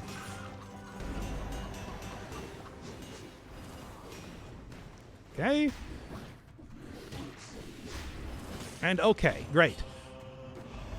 Good stuff. Hilarious to see the most damage I've seen take doing challenge drift in a while. I don't know. I feel like I've taken a lot of damage doing challenge drifts. Usually I don't have this weird distribution of stats, though. Repeater crossbow is nice, but not important. And what do you got here? Once again, I was just talking about maybe getting rid of some of these things, so it would be a good pick. I also want to look for root grenade though too, but I don't think that's gonna show up. Well, it's not gonna show up in a way that I can actually afford. So you know, maybe stop fucking around. Shut up. Fucking around is 90% of every one of these runs, mostly commentary-wise, but also in terms of gameplay sometimes. Sometimes you just do wacky stuff for the sake of being wacky. It's fine. Foil power is fun. Not being able to dodge kills me most of the time. Yeah, that's why you really got to be like picky and choosy with how you do it. It's not one that you take. You don't turn into a chicken lightly.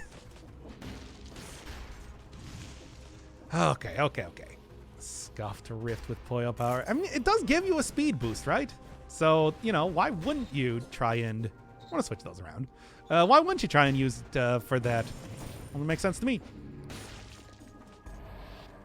Tactics item for people that fight tactically, not run away.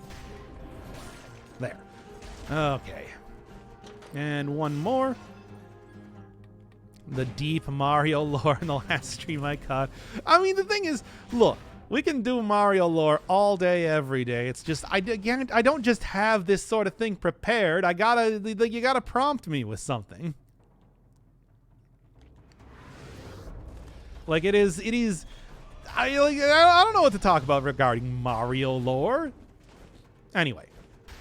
In terms of chat interactions. I mean, we also talked a lot about, like, we had an entire bit here where I stopped the stream to plug my YouTube channel. Oh boy, I'm still embarrassed about that. But at the same time, it's worth it. What about Sonic lore? What do you want to know about Sonic lore? Do you know any Bean Bean Kingdom Mario lore? Yeah, Bean Bean Kingdom is one of the few times that Mario actually showed off his skills as a plumber. When he had to fix the plumbing of the castle to actually get the Bean Star. That's kind of an interesting tidbit. Mario rarely ever actually is a plumber in his games. Start of Super Mario 3D World, the Mario and Luigi first game. That's about it. I think that's about it. Aside from that, he usually just uses hammers to smack enemies and, you know, POW blocks. He's more of an exterminator, I always described in like the original Mario Brothers. Anyway, back down here, take you, let's go. What was the driving force behind the economic collapse of the Koopa Kingdom and the segregation of the kingdoms? They were always segregated. They were never similar kingdoms. We've seen this many a times before. The Mushroom Kingdom and the Koopa Kingdom are tenuously...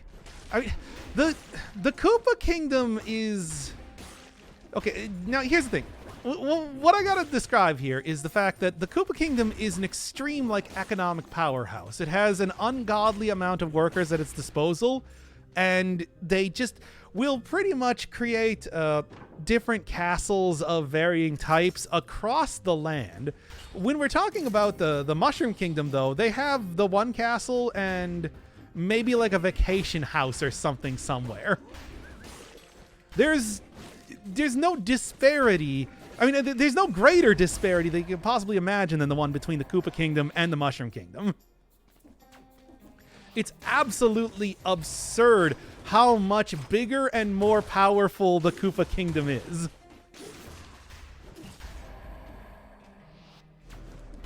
Peach equals bad guy? I mean, I don't know. Would you consider it like that?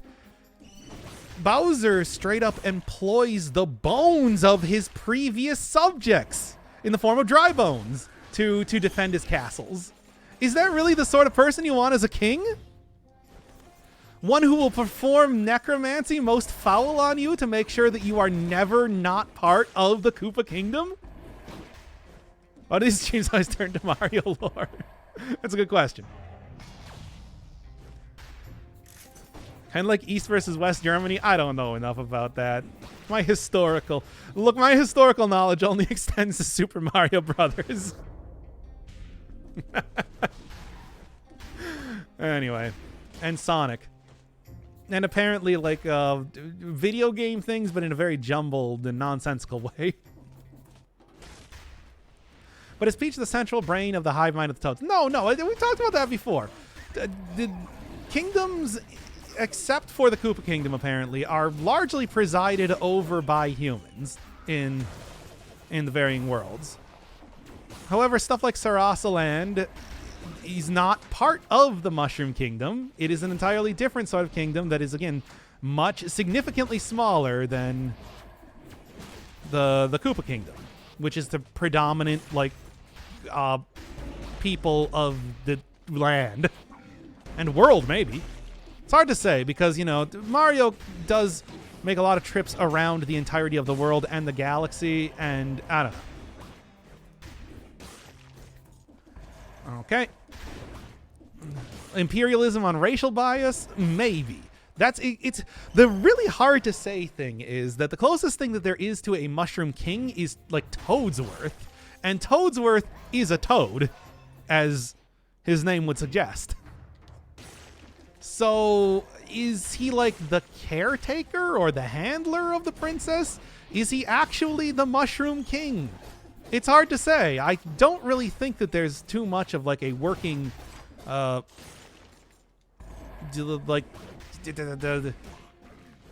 king. What do you call it when a king presides over stuff? They might just be like a figurehead, despite being referred to as the kingdom. I prefer a competent ruler to Bowser than somebody who would get kidnapped every minute like Peach. Well, would you though? I don't know. Bowser seems like kind of like a trash person. He seems like a bad man. You know, what with his constant kidnapping and, again, overworking of the proletariat. Oh my god, incredible superstar. Nice. I'll take that just to not die.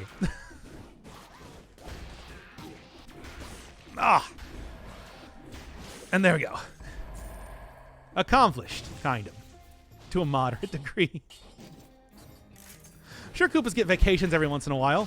Not every Koopa is like in the Koopa army. We do see in the Mario RPGs, and especially like the Paper Mario ones, that there are Koopa villages that exist around. But I want to say that given the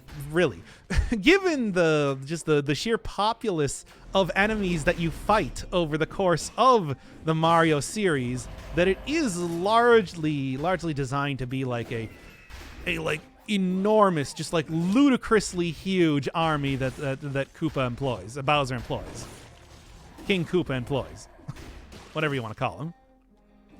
Koopa the Quick seems like a chill dude. He was still there to guard Power Stars from you. 2 of them, in fact. So, like, would you really say that like he's chill when he is still doing a task given to him by Bowser? Like, would you? Just because Bowser lets him guard the Power Star in his own way, that being challenging you to races, doesn't necessarily mean that he is not fully under the employ of the Koopa Kingdom. I guess it does allow him to buy fancy shoes, but is that really Is that really the only thing that you want to be known for? Your extremely good tennis shoes? More Puyo power. I can't believe this is happening. I'm glad that this is happening like an hour and a half into the episode, so I don't have to name this one. I can't believe I talked about Mario lore again. Yeah. There we go. Okay. Oh, boy. Okay, that actually works out okay.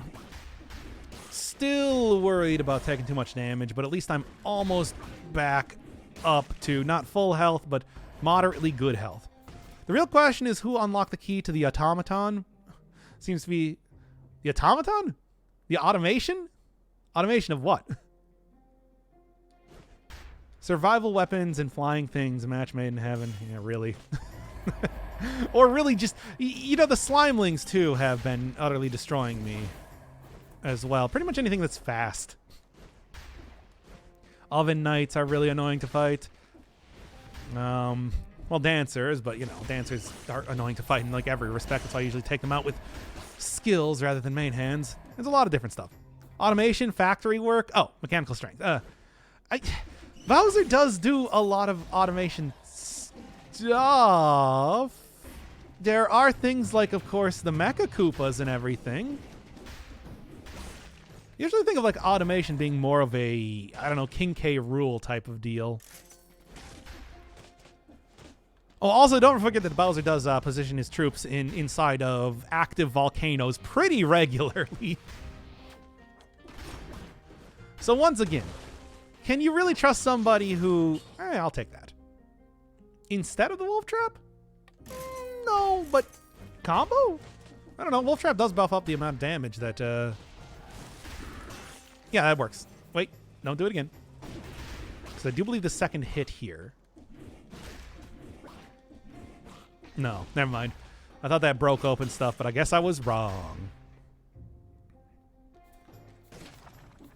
Who feeds the bone worms? You talking about like the gigantic worms that you ride around on in like the new Super Mario Brothers games? Do you feed those? I thought they were bones. There we go. Technological development points to revolution. I mean, it's hard to say because we've never really seen like I said, we've never really seen anything except for the current rulers of the kingdoms for any one of the kingdoms. Whether that is Queen Peach, who still goes by Princess, I guess as a matter of pride. Doesn't want to feel old. Well, you know, actually speaking of it, Bowser does literally have like Goombas and everything inside of his body. Like his body functions through basically tiny versions of his subjects that he rules over. Maybe it is like a hereditary thing. She goes by Princess just about like how Vegeta goes by Prince. Yeah, basically. It's not like Vegeta's a prince of much of anything these days. Grew that weird mustache. I don't know if I like that. All right. I think I have fully looked through this gigantic area. And as much as I would like to open that up, I'm not going to take damage again. That was a mistake on my part last time. I'm not going to fall for it. Bowser's inside story, his body is a weird and completely fascinating subject that has its own sentience and defense mechanisms. Yeah, really. It's such a... Yo, if we want to talk about like the Mario and Luigi lore, I think that talking about Bowser's inside story would be a good place to start. Because what the hell? Like, oh my god, that's... It's disturbing on many levels.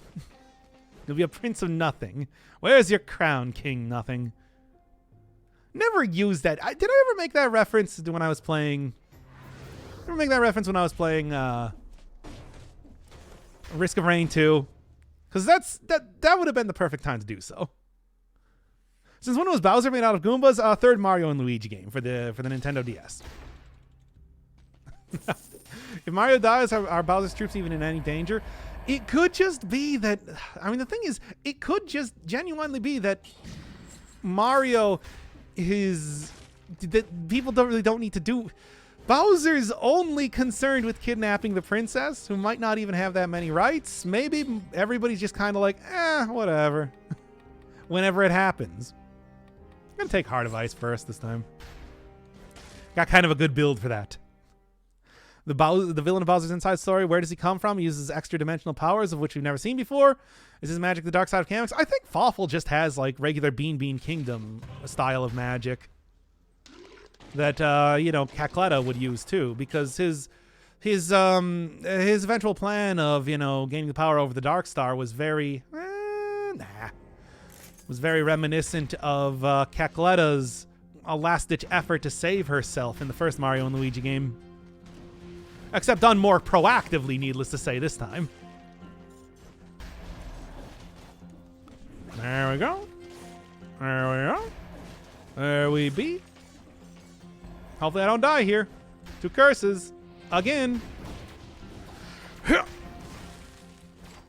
I'm alive, baby. Can't keep a good Firebird down. Please stop doing that. Okay. Oh. What are the constraints of magic? It's hinted that Peach has magic in some form, and her ability to levitate and stuff. I mean, okay, if we want to talk about that, there is, of course, the... Give me 1 second. We want to talk about that. There is, of course, the fact that wasn't like the plan of the Shadow Queen in Thousand Year Door specifically to possess Peach because she did possess some sort of supernatural powers in some way? I thought that was kind of a part of it. It's not like she was chosen at random. Also, I mean, everybody's part of like prophecies and everything too. When we're talking especially about like the Dark and Light Prognosticus, for example, which I think was still absurd. The fact that they just wrote their own Prognosticus and they're like, well, it's a prophecy now. But that's neither here nor there. Okay, I gotta start using you and there's that. Perfect. Okay, Peach is special in some way. I don't especially know how. Has a key power, otherwise assassination rather than kidnapping would be more apt. Oh, Bowser's in love with Peach.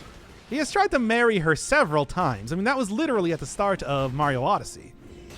It's not a very complicated sort of relationship they have.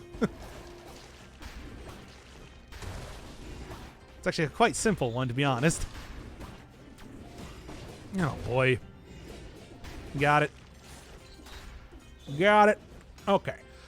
Oh, Peach has magic? I don't know if she has magic.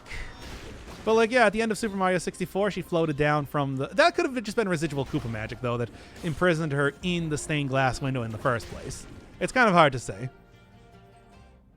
Is this true gold domination over the kingdom or simply peace and equality? It is literally just trying to marry Peach and assuming that it'll all work out in the end and that she'll love him too by the end because he's a real scumbag, That's kind of the entire thing. Residual Koopa magic. Well, I mean, the thing is, when she was imprisoned in the This isn't like that. This isn't like that one Mario hack that I was looking at, the B3133, where like Peach is actually being kept in the cell. She is literally trapped inside of a stained glass window in Super Mario 64. And at the end of it, she floats down from it to give Mario a kiss and a cake, which we see during the credits. Well, at the end of the credits. Who is Bowser Jr.'s father? Yeah, it's not Peach because, at the end of the game said it was a lie.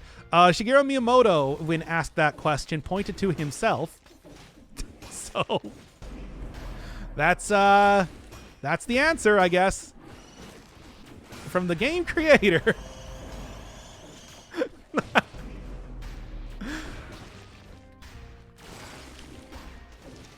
Okay. The Origami versus canon. Oh, what specifically happened in the Origami verse there? Because I don't even remember if anything specific happened with Peach in that one. Oh, you'd have to kind of... like all of the Paper Marios could be considered an alternate dimension, and in fact, they are considered an alternate dimension in Paper Jam. So it is a very distinct possibility. There are a lot of there's a lot of potential when it comes to multiple dimensions. I don't know, aside from like the flip, what was it? Flip side and flop side. And I think just flip side and flop side, if I'm remembering correctly. I don't think there's much for alternate dimensions that appear in any one of the Mario games, though. That's the only one where it's just like, yeah, he definitely appeared there. As we've seen before, there is like a consistent world in the mushroom world, I guess is what we're going to call it for lack of a better word. Because we can see like Isle Delfino, for example, in Super Mario Odyssey. That's a location on the map, which means that there is apparently some sort of consistent something. Probably you could also see Dino Island if they put that in there, but that's actually a pretty small island. Super Paper Mario is all about dimensions. Yeah, but Flip Side and Flop Side was the first one that I was thinking of. Were the places that the PR Hearts were kept actual alternate dimensions, though? Or were they just like, you know... Bruh. Yeah, were they just like, bruh? Tell me if they were bruh. Alright, let's do this again. Not as many stats as last time. The reality warping that Paper Mario seems to have, and the Paper is some sort of magic at hand. There's definitely magic behind Paper, because one of the things that happens in the original Thousand Year Door is the fact that, you know, the chests will curse you with various magic abilities for things that are explained in the background of the lore, but not other stuff. It's hard to say. Peach made an isekai summoning circle and summoned Bowser to her world, so now Bowser... Wait, this is more like Warcraft. Are you telling me that Bowser is like the orcs of the Mario games? No, I don't have nearly as much damage now. That said, oh man, this is some interesting stuff. I see that the combos are still very effective right now. Toad's Ascension and Mushroom as well as Mario eating children. We already talked about that one. That was in the last time we talked about Mario lore. Okay.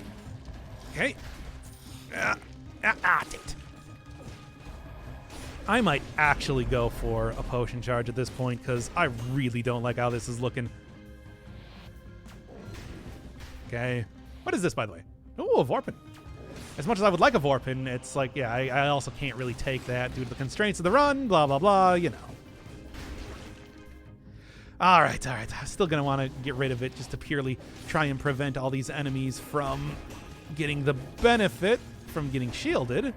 But, you know. Okay. You didn't touch on... No, I didn't touch on that because that's stupid. Yes, I suppose that they do sell mushrooms. Those might not be the same mushrooms. You don't know.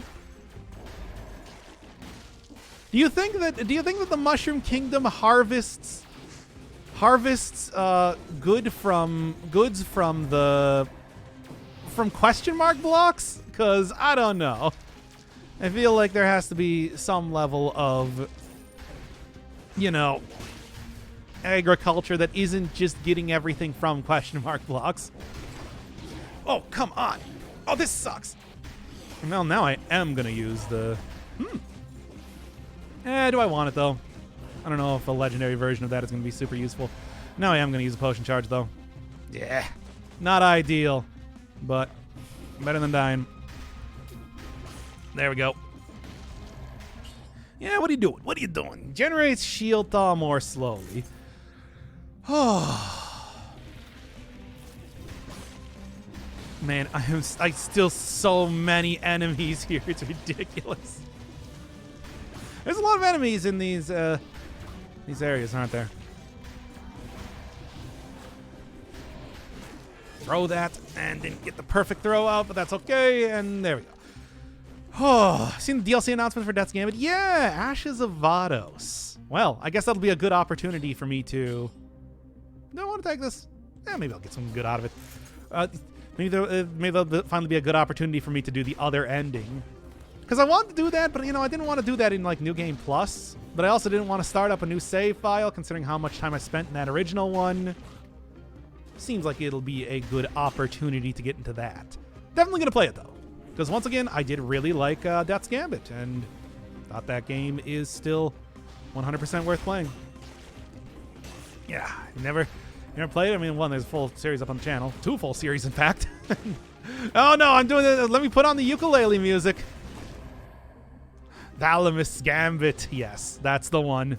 That is actually, like, literally what it is called. I was told in the comments section that apparently if you... There we go. If you have high enough will... that you just automatically join Thalamus, which I think makes a lot more sense than asking you to join Thalamus, because why would you ever do that? Because why would anybody ever do that? But, you know. Tonic. Do I want a tonic? I don't think I really want a tonic. Okay. We have seen question mark block factories? We have? Wait, when did that happen? That one I'm not familiar with. I know that at Woohoo University, they were studying mushroom blocks. I don't remember there ever being, like, mushroom block. Oh my god. There. Might actually just, like, head out here for 1 second before to get my cooldowns back up. Because this seems like a good place to at least kill a lot of enemies, but, you know.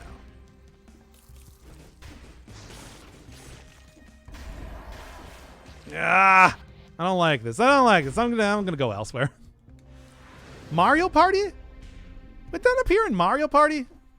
Man, we're talking about like alternate dimensions or whatever. It's like Mario Party's so weird. They don't even have the same voice actors after all. Remember Luigi's weird voice in that? Where or German Wario? You remember hey, everybody remember German Wario? It was in a mini game. Huh. I'm gonna have to go look at that, because that could shed some light on stuff. Originally, the lore behind the question mark blocks was that it was actually members of the Mushroom Kingdom, by way of Koopa magic, turned into the mushroom blocks or the question mark blocks. So, you know, that's weird. Yeah, so I miss. Oh, so I miss. Yeah, that one. Because, you know, Wario didn't have, like, a consistent voice at the time, so they imagined him to be German. I don't know. I guess it's as good of a guess as any. But still. Show us Deutsch Wario? No. I'm not going to go open up another, like, YouTube video to do more bits. Although it would be pretty funny. Maybe I should, because it would be pretty... Okay, those walls deal a lot of damage. Is this it? Is this the thing?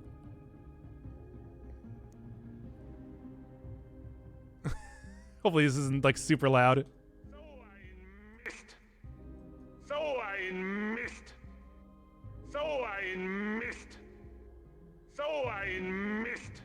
And there we go. Anyway.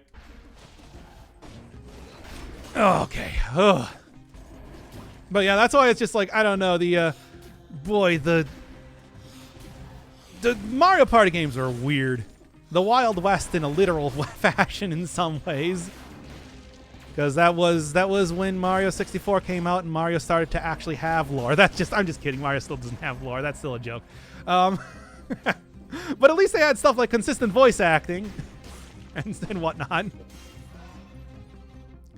Okay. I really got to watch out when I'm actually playing YouTube videos. You know that occasionally my stream will cut out for no reason whenever I do anything else on the internet that isn't streaming. Okay. Anyway.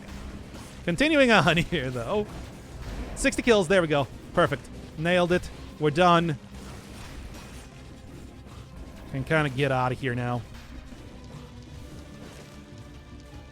Boy, this shark really breaks enemies. I don't know what's up with that. I already got the 6 kills, doesn't matter.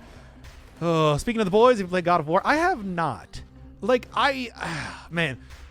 I, way back in the day, played the OG God of Wars, but not, like, the new one. I watched a little bit of a playthrough of one, didn't watch to the ending, though, so it's pretty... not... I don't know, I've had kind of a tumultuous relationship when it comes to AAA games, though, so... as much as I've heard a lot of good stuff about it, I don't know if I would end up enjoying it. It's hard to say. If you're wondering about my tumultuous relationship with AAA games, please let me throw on the ukulele music. Please go watch Horizon Zero Dawn and, what was the other one? Ghost of Tsushima. 2 very good examples of that. Can you blame the enemies? They have a shark chewing on them? Well, too bad for them. I'm not going to stop using the shark. Oh, I can get a Mushroom Boy here and skip the next fight. But I don't really want to. I want to see if it breaks the game. I suppose I can also sell it, to be fair. Bye, Mushroom Boy. You are being sold, sent to the ether to die. As you do. Have you played Metal Gear Rising: Revengeance? No, but I have watched several playthroughs of that. Because that game is super ridiculous. I talked before. I've actually done quite a few. I've talked about quite a few times of how that is one. I think that it pretty much does everything that the original Metal Gear Solid 2 wanted to do better in terms of story, while also being more gameplay focused. So, you know. The memes Jack is actually a pretty good take on what Kojima was trying to do in the first in Sons of the Patriots. Sons of the Patriots, right? What was Metal Gear Solid 2 called? Guns of the Patriots was 4, right? Whatever, it doesn't matter.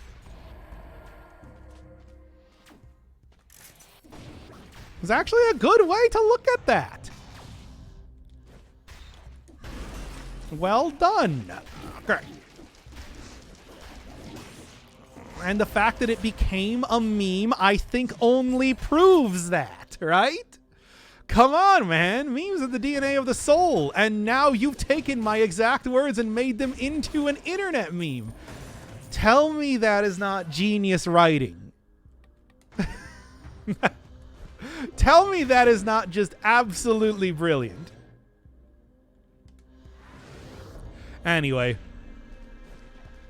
Armstrong is actually, again, like a really good character because he's like a real guy. He's like a real person that actually exists. Okay, there we go. Oh my God. Rather than having the 40-minute cutscene where the president tries to tell you about that at the end of Metal Gear Solid 2. I like Metal Gear Solid 2, but I just think it's not my favorite Metal Gear game. I'll say that right now. Okay, there we go. Oh, malaise clear. Nice. That means I can now really get rid of all the malaise here as well. Good, good. Nanomachine Son was not... Okay, that was not part of the story of the game. That was just a funny line. Okay. So a guy with nanomachines coursing through his veins exists? Yeah, that's what I was talking about. Okay. Okay. There we go. It's not the best, but not the worst. And it does the cheer. God, I fucking love that. I love that they put that in. Why would you have a crowd cheering when he kicks the football? That's so absurd. Ah! Oh, I'm dying. Jack. The memes. The memes are killing me. I'm dying because of the memes. Okay. I love how much I obsess with his chin. Armstrong's such a good character. He looks kind of weird compared to the rest of the characters, but also like good in its own way. Crusher is a very good weapon to use against Mama Tick, but you know, not gonna end up doing that. Okay. shield mod elites. Yeah, well, at least they don't teleport to you. That's the real benefit of fighting those guys. Throw it. There we go.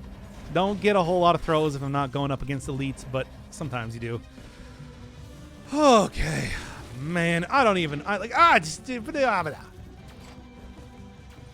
make words right now. Oh, you can't actually walk out there. I can't even make words right now. There. And just go get the... I don't know. Let's just see what happens. Real best characters, Jetstream Sam. He is an interesting one. Of course, one of the best fights in the game, too. Teleporting makes them 900 times and take more damage to kill. Yeah, because it's like they get in a tiny area like that one. You have no easy way of fighting them. I guess I'm actually okay with fighting enemies here because this does mean that I can now necromancy up a little bit more health. How much am I doing right now with each hit? Almost a full percentage. Like 0.7%. Not the best, not the worst. I'm gonna just get out of here.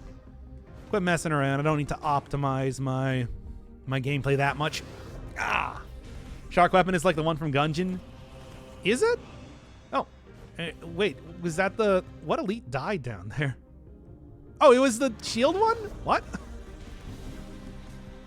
How? Huh. Well then. I guess I'm not going to complain. I don't know. I don't know what happened. There's been a lot of weird things happening in this stream so far. I'll say that right now. And this time it's not just the commentary. Oh, once again, I'm not going to complain. Anyway, decided it wasn't worth it. Yeah, fair enough. I don't remember how the shark gun from Gungeon worked. I remember the shark gun from Terraria, but that obviously worked in a very different way. Wanted to put a mini shark in the game? No, never. They already conceded by putting one gun in the game. That's no else. Got 0 hitbox on traps and now Elites YOLO because getting ignored. I don't know. Like, look, I don't know what's going. Look, the game likes me. I played the game for a long time. I vouch for the game a lot. It's just like it's giving me a break sometimes, except when I'm cursed. Hey, don't forget that I did die to being cursed twice here.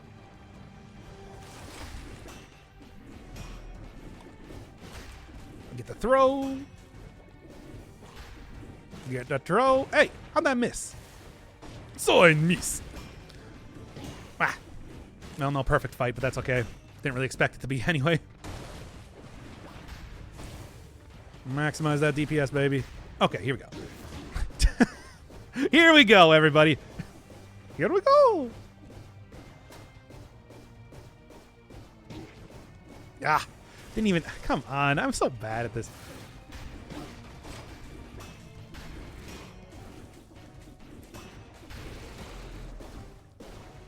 I'm just going to do this as much as I don't want to.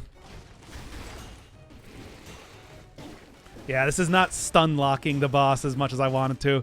It doesn't totally and completely break the AI. Which is, of course, exactly what I needed. Okay. That'll do, that'll do. Oh, come on. At least I can get a throw here. Get everything. Hardest perfect fight out of the first bosses. I only actually recently got the perfect fight for the Mama Tick, which is so annoying.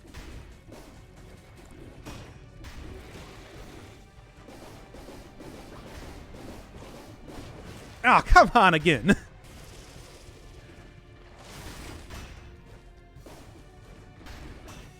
Got this, though.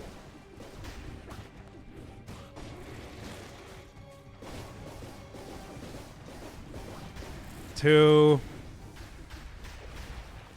Got the roll through there at least then, and... shit. Oh, come on.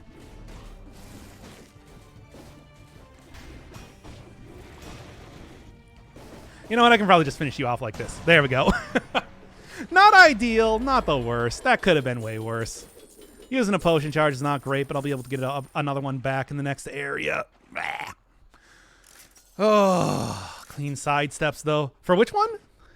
I don't even know which part because it's just I have fought this boss enough to know the basic pattern down. It's just I still tend to take some damage during it. Because the tick can't move most of the time. Yeah, I guess that's probably what's breaking AI, right? If I was going to take any sort of guess. Hey, let's go back to the Fractured Shrines. Okay. How did I get it? Basically, the Crusher is very, very powerful. The slowdown combined with knocking Mama Tick out of her attacks makes it extremely easy. I mean, you still need to do some dodges. It's not perfect. Obviously, you still need to do the dodge where she does the spike up from the ground. Oh, sidesteps on the upsword skewers. I don't know. I walk left and right. I have no good explanation for that one. I mean, I've tried like a bunch of different strategies and then just like, just kind of walk back and forth is the best one. Ah, birds. My brethren have betrayed me again, even though I say explicitly that they took on the name Firebird because of my hatred of birds. Okay, here we go. Birds work now. Yeah, unfortunately they worked in the last one. Perfect Lighthouse is actually impossible. If I went on like 0 cell mode and just killed everything before anything could happen, I could probably make it work. Is that the most interesting way to do it? Nah, I'd rather do it on 5 cell mode, unquestionably. Okay, let's try not to get killed this time. Hey, look, another queen outfit. I've got several. I have exactly 3 of them right now. We're going for the 4th one. Here we go. Let's go.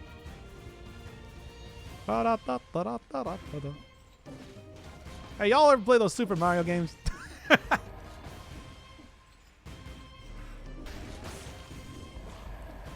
You done? Wow, he still got off the hit? I'm surprised. Shocked, even. As if you couldn't tell them from my voice. Look, I know you're watching this like a radio play, so I need to explain what's going on at all points in time. Okay. All right. And I can see you up there. I see you trying to snipe me here. The benefits to getting the extra stat are too good, though, is the thing, you understand. That's why you gotta go for the curse every time. Okay, now I'm feeling a lot more confident in my abilities to not die here, but we'll see how that kind of happens in time, as always. Oh, 2 times damage Serenade is pretty good. Yeah, probably, especially because, you... There. Especially because you do get to be very picky and choosy about when you can bring out Serenade to make him work for you. That said, not the run, and besides, it also doesn't really synergize with the build I'm using. 50% health. Well, I want to go get of course, first thing to do is go get the potion charge. Second thing to do, go get the food. And then third thing is going to be everything else. Let's just wait 1 second here. Clownfident is apt going for the shrines. Well, it's how I always describe myself. I'm a person who has bountiful amounts of Clownfidence. Are you fucking kidding me? I am frustrated at their aptitude in throwing... Okay, that's funny. Anyway. Oh, we're here for the shark? And you're getting shark, baby. This is 100% shark action, except no substitutes. Actually, explosive decoy combined with wolf grenade is pretty good. Mostly for the explosions, not so much for like the running away from stuff, but that could also be good too. I don't know. Is there anyone here that you're piquing interest? I always thought you had an aversion to profanity. Nah, I just knew that if I ever did swear, I would just be one of those people that just swears all the time. Haha, he said funny. He said fuck funny. It's like, I don't want to be that guy. Even though I am that guy. That's why I try to rule over my own human nature. And not do that. There we go. Invis to get the combo. I mean, yeah, Invis should also give me, like that still gives you the 150% extra on, explodes at 2.5 seconds, turns you invisible. Don't you also still get the 150% damage on an enemy hit when you attack? Inside of you, there are 2 wolf grenades. I still have not actually looked for what what the actual quote is there. Yeah? Okay, good. That should be a good combo then. Needless to say. Obviously, when I'm reading stuff from chat, people do swear, and I just say that. Because whatever. But like, I don't know. I think if I'm doing like YouTube videos or whatever, I at least try to make a token attempt not to. It's been a thing since the earliest days of the channel. I don't really know why. Just kind of made that conscious decision and then rolled with it. Better make Gura references. I don't know enough about Gura. I don't actually watch that many HoloLive VTubers. I'm sorry. I'm mostly, I mean, I made reference to Ryu earlier. That's a VTuber who was actually playing Dead Cells recently. If people actually go and look her up after this, it's just like, oh yeah, that's the exact sort of VTuber that I expected you to be watching. Anyway. Okay. There. Yeah, that's true. That I do know about that reference at least. There. Boy, voice axe is doing some good damage. Yeah, Nina. I was actually watching Nina play that. I remember thinking that it's just like, talking about Persona 5 while playing Dead Cells. The classic. I actually really like Nina's stuff. I know. She really, you like the... somebody actually closer to your age that's doing Dead Cells content. Oh, are they good at Dead Cells? No. I hope she doesn't see this. Not gonna back down from that though. Okay. Yeah, we got Gura here, everybody. Got her on for the stream. Hey, Gura, do you want to say anything? Yeah, nice. Well, I think you're pretty busy, so I'll let you go for right now. Glad to have you, though. What a get! I'm on a busy schedule for that. I could have probably set that up better, but... It's like we already talked about it too much. Nobody's going to be fooled by that. All right. Back into this. Back in the hole. All right. Nina apparently hadn't played the game since the Brutal update, which was pretty weird to see somebody who's just like, yeah, I played like a 200 hours back during that era, you know, when shields were king and everything like that. And then it's like trying to adjust to modern Dead Cells. Didn't even have, that was even before boss cells were introduced, for God's sake. Okay. Try not to die here. No promises as always, but it's going okay right now. Stats are not too bad. Not too shabby. Feel like I'm doing well. Okay. Anything else I want to... I guess I should probably go back and buy the food and everything. Not the food yet, but buy the potion charge, just to make sure that I don't actually spend all my money without realizing it before I do that. There we go. Yeah, the Brutal update, and they introduced the... I mean, that was like the first time that I want to say Dead Cells start to resemble more modern Dead Cells. Because before it was pretty different. You know how that is. Amount of money you get from incentivized rooms. Yeah, that's why I never... Until I was like trying recently to figure out some better strategies for playing Dead Cells, as I felt like I was kind of falling behind strategically, I never really considered incentivized rooms. It's always just like, whatever, extra cells, who cares? Extra money, can't be that much. And it's like, no, it's actually a lot. You get a lot of money for going to incentivized rooms. Kind of wacky. Okay. Met Callie in the lighthouse later. Okay, now, just because the name is Calliope, I don't know. Could also just compare it to that one Homestuck character, if that's what you really want.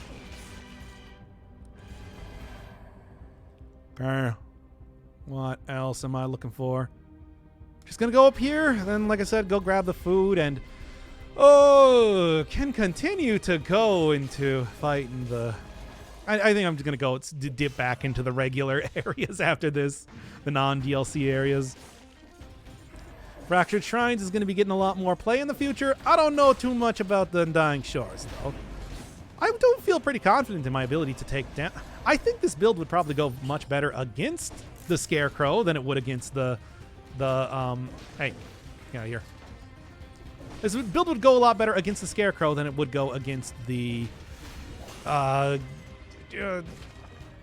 Mama Tick, but I don't think that's worth it.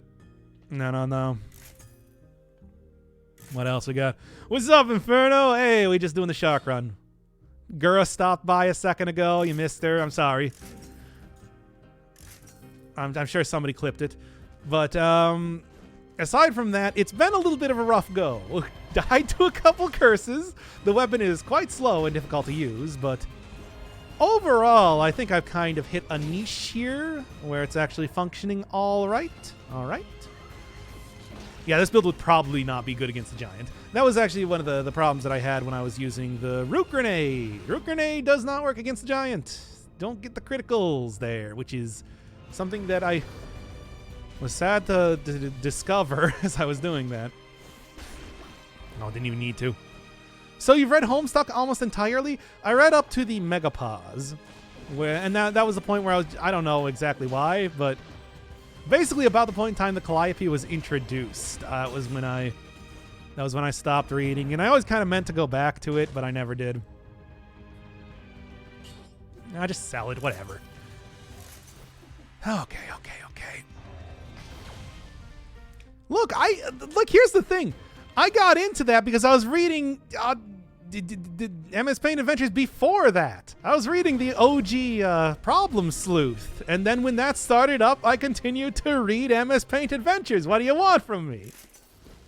I don't think that this is a terrible thing.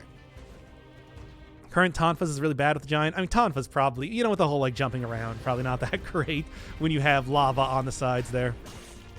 This guy's still on the air. Hey, shut up. Look, I'm here to win. And we're getting pretty close already. Rooting just doesn't work. Apparently I got a video of apparently you can get a really good run going with the Gilded Yumi if I want to take that, but I don't think that's on the table. God, do I? What do you think I should go for? Does the Lighthouse win count as a win? I'm going to count it as a win. I'm not bashing you. I read it all. I mean, people have an expectation about Hamsteak these days. So I feel like I got to defend myself, even though I do genuinely think that it was a very fun comic to read. But, So, what do you think? What do you think? Well, Shores is probably the most linear of the levels. I still prefer Sepulchre for the most part. You got 20 stats, you can go anywhere. 20 stats is still not as much as I want, though. I'm going to go... I'm going to end the stream if I die to a curse, but I'm going to go into the Sepulchre. Because I like the Sepulchre. It's a very friendly area. To me, who knows how to play it. Can't stand Sepulchre because of the corpulent zombies. They should be okay with the rooting build, because like this... Never mind, I lied. It's definitely not okay because of the rooting build. Whoops. Mistakes were made. Oh, nice. That's good, though. Especially considering how much damage I'm taking right now. Anyway. Case in point. I was about to warn you about that. Okay, well. Come on, chat. Type faster.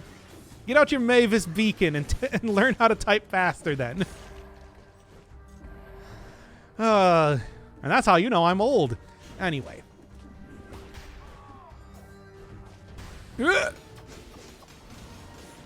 Okay. Jump is so strong, roots mean nothing to them. It's honestly incredible. So friendly. Oh, man. Oh, man. I'm gonna, okay.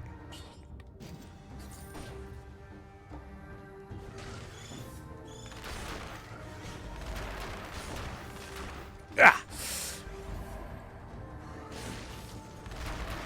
At least for right now, I want to just take out these enemies here.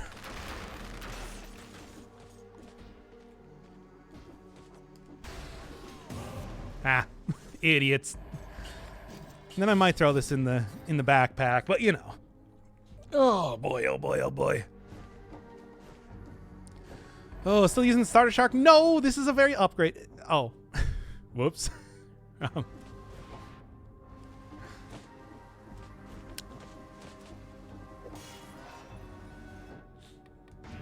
The fact that it's been doing this much damage, though, I think speaks to how good the weapon is.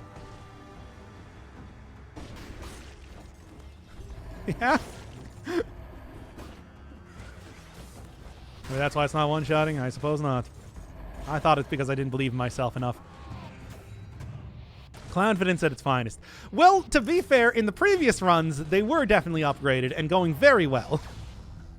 Anyway. Oh, that bolt was so damn close. I don't know. I felt pretty confident in my ability to roll through it. Hence why I tried to do that in the first place. Don't lose your way. Well, look, this is a good place to try and get an upgrade then. Belly flopping on top of the exploding decoy, though, is a quite good thing for me. Nah. Whoa! That was big. Ho, big! There we go. No, and that just killed. Got it. Let's keep going. Oh, he's a big boy. I didn't know they could jump from like a bottom area to an upper platform. I didn't know that either, and that's honestly frightening for the future, because that kind of changes how I approach those guys. Sometimes. I guess it's good to know. It's always knowledge is power. When the apocalypse comes, knowledge will be the only thing you can rely on. Make that brain huge is what I'm trying to say. Okay. Right. All right. Speaking of that, I still want to play Cataclysm on stream. Mostly because one, I could actually use some advice on what to do in that game, and two, it seems pretty fun. Need to bring back teleporting shockers. Yeah, make them elites too. At that rate. Nice try. You ain't gonna get me.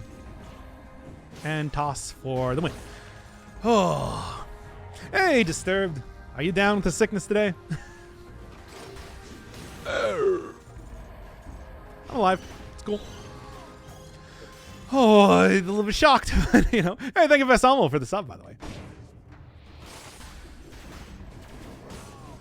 Oh, there's 60 kills too. Nice. Okay, we're looking pretty good. I gotten rid of the last curse chest. I gotten 60 kills. Yeah. Chucked a thing at that. Maybe a legendary item?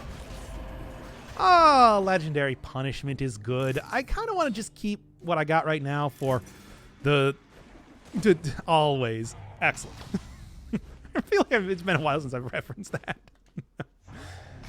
Ooh, okay. Well, anyway, 69 kills. Nice. And oh, that's a lot of crit damage, especially considering that this is still the starting version of the shark. My own fault on that one, but still. I keep saying, every time that this sort of thing happens, I say this just speaks to how good the weapon is, right? Well, I do kind of want a giant whistle. Am I like rooted enemies? No. I do kind of want a giant whistle because but then again, this should work out. Throw the shark into the water. Oh yeah, I did that way earlier on in the run. Finally got that achievement. I saw that one for a while, and I just didn't end up getting it until now. I mean, after all, if you're doing an entire run, with a shark, you might as well get those cool chivos. Okay. Wait until I'm about to leave before I get that. And starter shark. This is a finisher shark. Very true. But also, I would like to have a more endgame version of the shark. I'm just saying that I think that would maybe go down a little bit smoother in terms of not dying. Okay, still plan to go to the DLC area, so not the giant. So the giant is not has extra reasons for me not to go there. in addition to, you know, not the whole rooting thing not working, kind of the most important bit. I actually want to go down here. Should be a weapon shop around, you'd think. But the one shop that there are multiple shops in this area. Should find another one like over here.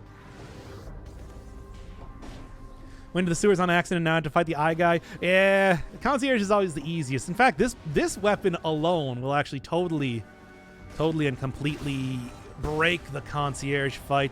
I just trivially... Damn it. I just trivially, without even trying, managed to get a... Managed to get a perfect kill on him. Ow. Yeah, well... Okay, you know what I want. It's not this. It's not this. Still not this. Here we are, baby. Let's do it. 312. That's a lot more damage here. Anything else, by the way? Okay, enough of that. How's Shark Life going? Still rough. However, this should not be an entire Shark week. At this rate. So, I'm going to get down here. Hope for the best. Because I think I should at least be able to get to the DLC. God, I can only hope. I have full potion charges. I have, you know, a lot of stuff. Literally double damage. If it actually worked on rooted targets or something, had like extra damage on that, I didn't really see, but plus 20% damage, can't be interrupted. Well, that's normal. Burning, electrify, don't have anything that works there. Poison I have with the explosive decoy, but not anything else. Oh, stun grenade. Yeah, stun is not the same thing as root. And then force shield could. I mean, yeah, you know, there's good stuff with the force shield, but still.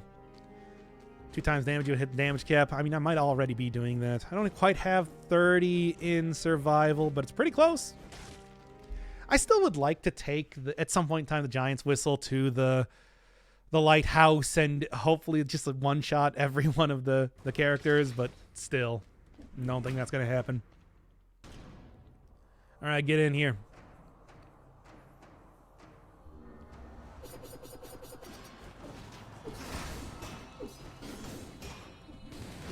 Not bad. That said, still taking some damage here. Not a ton of damage. Well, kind of a ton of damage.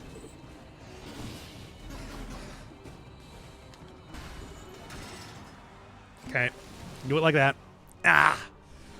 She can turn while rooted? I think she turned right before being rooted or something, because I have no idea how that would happen otherwise.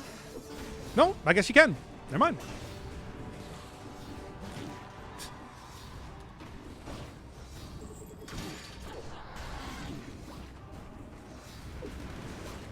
Ah! It's a weird mechanic. Well, yeah, rooting, one of the best things about it is that they can't turn. That's what makes it very good to synergize with the Assassin's Dagger, for example. But, look, I didn't die here, but still. Have they re-explained how Elder Scrolls fits into Lord of the Rings lore? I mean, as far as I know, the only thing the only comparisons that you can make between that are how they just shamelessly ripped off the Lord of the Rings style for Tamriel in Oblivion. Wait, is that what that place is called? What was the place in Oblivion? Was that...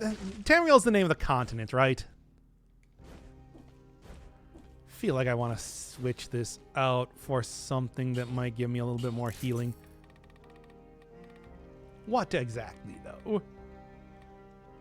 It's extended healing, maybe. Gastronomy, yeah, that's what I was thinking, basically. Here, and then just keep going with disengagement. Just to try and get up to full health before this. Oh, Elden Ring. I thought you said Elder Scrolls. No, you did say Elder Scrolls. I'm not wrong. Is that supposed to be Lord of the Rings? No. No. If anything, it would fit into like the Berserk universe or something. Have you seen the rest of the Soul series? Will you play Elden Ring? Yes. Jim Zen, who was actually in the stream earlier, gave me a number of subs with the express purpose that I would do that. So, you know. I didn't grab the key. Oh, man. Just got to the first graveyard for the first time. Oh, you'll find the key in the area because you do need that to continue on eventually. It's a pretty straightforward area. I mean, all you got to do is look for the key place. And then there's this gigantic biome that you go underground in. And that'll lead you to the exits. Root. There we go. And that's what you're looking for. Unless you were looking for specific key-related shenanigans to be doing. Which there are. If and you're looking for that. Talking about a different key. Oh my god, those numbers. Yeah, what am I actually doing right now? 26,000. Doing 46,000. So it's about like a 2. It seems like it's a little less than a 2 times damage modifier on the critical. Because it doesn't actually tell you for some reason. So that's good at least. Now we actually have figured out how much critical damage this thing does. Good to know. But then again, that's on like a single hit. Is that like DPS per second sort of deal? I don't know. I'd have to see like a single hit against an enemy. Okay, yeah, let's do it about 22,000 per hit. And then like over 50,000, and then like 50-ish, little less than 50,000 on the critical. Okay, that's good for me. Once again, we'll save that to the end of the biome. Well, that's what I'm looking for. Get rid of these rats.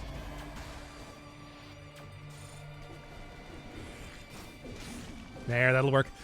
Okay, anyway. Always a little bit worried when it comes to this place, but I might be able to get upgrades for nigh on everything at this rate. There. Good. Anybody else? Anybody else? One rat. A rat. Said 47k for crit? Yeah. Elden Ring is heavily influenced by Lord of the Rings and RuneQuest? RuneQuest? What is RuneQuest? I have never heard of that before. Wait, is RuneQuest that one, like, mobile game? Hey, nice. That one mobile game, or not mobile game, but browser game from way back in the day? I'm a shower, don't die again, no promises. Is that one where you go on a quest to find some runes? Oh, okay. That makes sense. That checks out.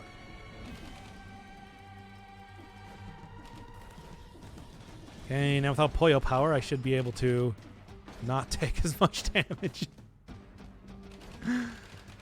Come on here. I mean, I know it's supposed to be sort of an open worldy type of thing, kind of in contrast to previous Souls-ish games. Come on. I watched like a little bit of the, what was it, the network test they usually do when a VTuber was playing it, of course. But I don't really know too much about what the deal is. You're thinking of RuneScape. Then I don't know what RuneQuest is. Hey, magic missiles. Not colorless though, so I can't really clown on the boss again.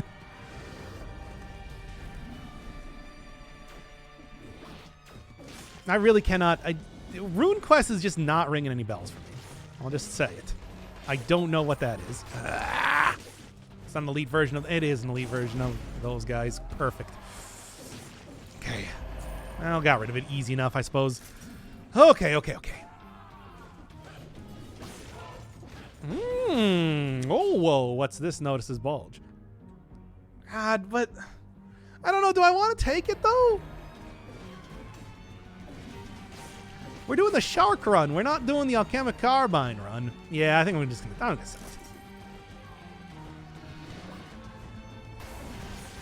That would be a good get, though. Don't get me wrong.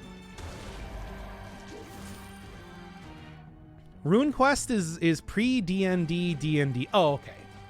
So it is a tabletop game that existed before, you know, Dungeons and Dragons came onto the scene and just completely rolled over everything with how popular it was. So that would be like a tabletop game from the 60s? Man. That's a while. No wonder I'm not familiar with it. How's the shark? Shark's good against bosses, questionable against regular enemies. Against bosses, though, it's pretty alright. It can dish out a lot of damage and apparently just completely break some AI. Ah, you're not supposed to hit me. You were supposed to hit the other thing. Not me, the one that's not me. Okay, the decoy, if you will. D&D was more popular because of Satan worship. Ah, damn, that's Satan worship. So huge in the 70s. Everybody worshiping Satan. No, disengagement means that I should just go for... Man, look at necromancy working with 2% heal here. That's why it's that powerful. Still, though, only up to 50% is just like, meh, frustrating. But I think the short version of it is, though, that it is a vaguely medieval tabletop game sort of deal. Satan did nothing wrong. Satan did everything wrong. What are you talking about? That it's like Satan literally represents evil. How can you? And evil is like exactly described as being an undesirable thing. How could that be? How can you defend Satan, Sheikah Slacker? Everybody call this guy out in the comments. This guy's trying to defend Satan. Anyway, it's all propaganda. Yeah, that's what they want you to say. Greatest trick the devil ever pulled was propaganda. Propagandizing how good he actually was. Okay. Bowser did nothing wrong. No, Bowser's a piece of shit. And I'm not gonna sit here and pretend that Bowser's a good person in any way.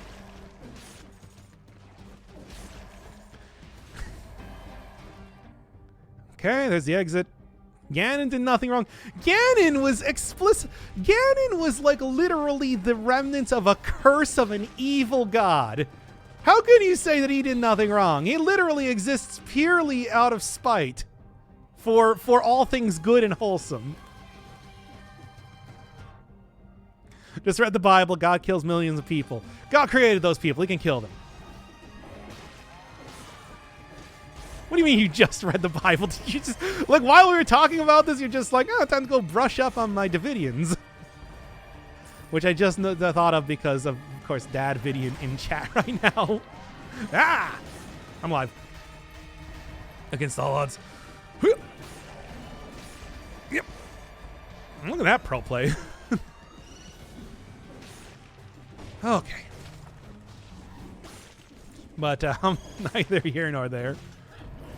Yeah. Really not as attracted to those things as I was hoping. Okay, at least got the 30 in my stat. That's good. Hey, we got anything else here? Because, yo, I'll be honest, if I get a Giant's Whistle, I might take it here. Though, it's also not bad either. Some synergies going on there, too. Ah! Why? Where? Who? What? Alright, didn't appear, but that's okay. An acceptable outcome. How? That is not a W starting interrogative word.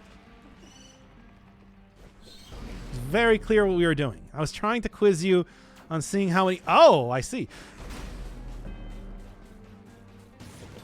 Okay, that'll do. Trying to quiz you on how many words that you can think of that use Y as a vowel. Okay. Well, anything else around here? Because apparently I got like almost everything going on. Another shop. I don't know if it's worth it. 60 kills though.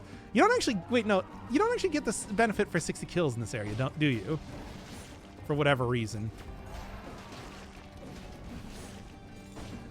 Just... That works. Okay, continuing on.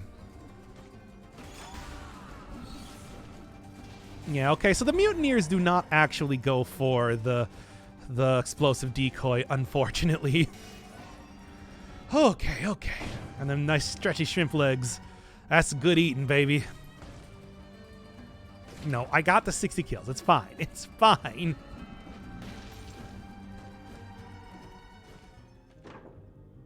I don't know if there's really anything else I want here. I guess we'll take this. I don't think that the shark would be more powerful in this area. Poison target, though, should be good because that generates toxic cloud. Explosive decoy also has explosions on it. I find something else with the shark. I might also want to re-roll that, see if I can get poison synergy on it. That would be the real thing to look for. No reward for it. Okay, yeah. That's what I was wondering. That said, I still got it, which I want to say fills me with a grand sense of accomplishment. Let's go to the lighthouse. Virginia Woolf references yet again. Well, this has been a hell of a almost 3 hours. Ganon is just doing what he was made for. Then he's not really good or evil. He's an automaton.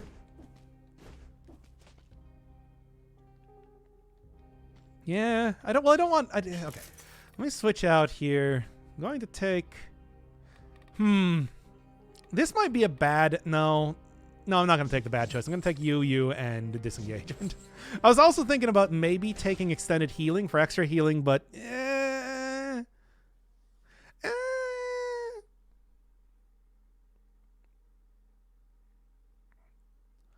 Okay. Let's see how this goes. I feel like I've been getting better at this fight, but not enough. I'm going to call it an episode here if I die, though. It's almost been 3 hours. I'll play Pyre. Shark emoji. Hey. Really, once again, I should just stop trying to attack these characters. Huh. Good hitbox. I should stop trying to attack these characters before the actual thing. I feel like I just not working out well for me. No shark reroll? Oh, I forgot. Well, see how this works here. Nice. The multi-hits there, of course, working out pretty well, too. Still, though, unfortunate sort of situation having to do this one again. Maybe if I just wait 1 second. No, we do have fire coming up. All right.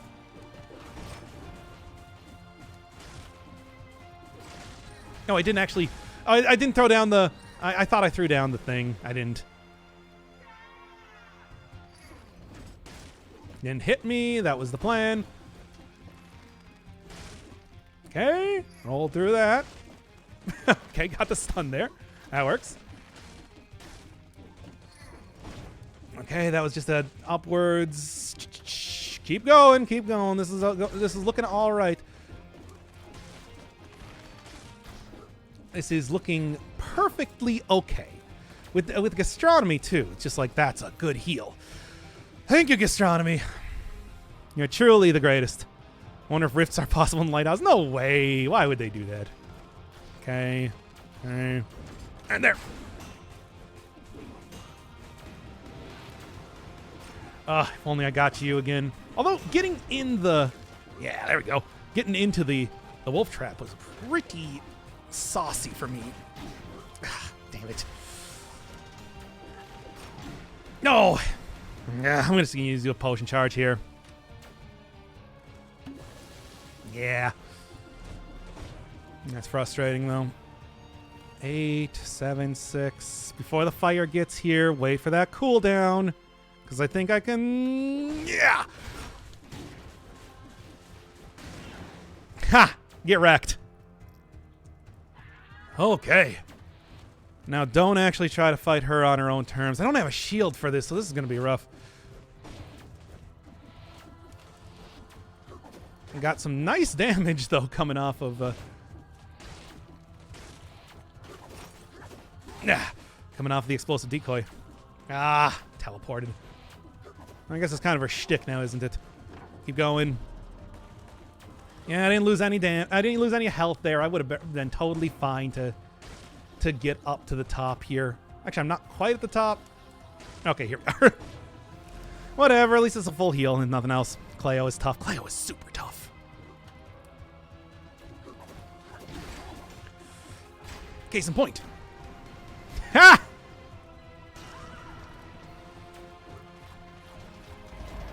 Big funny.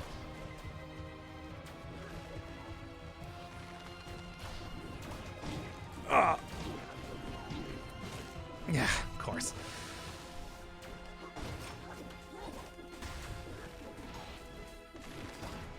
Well, not the ideal situation.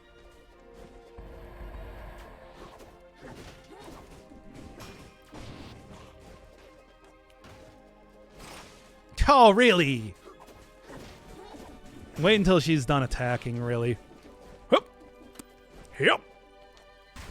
Yeah, how about this? There we go. Ah. Well. Ooh. Okay, then. That's an interesting sort of style. I wonder what exactly I did to get that one. Neat. Now one extra stat. Oh, that's not even one extra stat. One away. Not bad, though. One potion charge. And this, from what I understand, is supposed to be a very good weapon against the queen. So I'm hoping. Here's hoping here. That's the one boss cell outfit. Have I...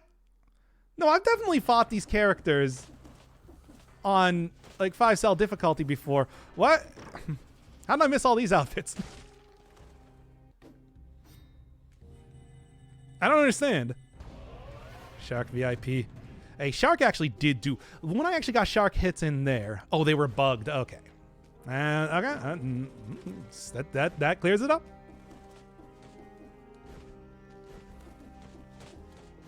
Because I thought there was just the one outfit. The servant's outfit. All right. Look, when the Shark actually does do... When the Shark actually does do damage against enemies, it does a lot of damage. And of course, the rooting and everything is also pretty nice too. Hey, hey, we also get a preview of the new outfit too. It me.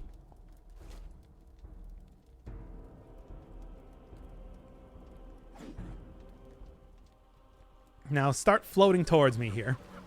And I will catch you with this, and we'll do this. All right, then.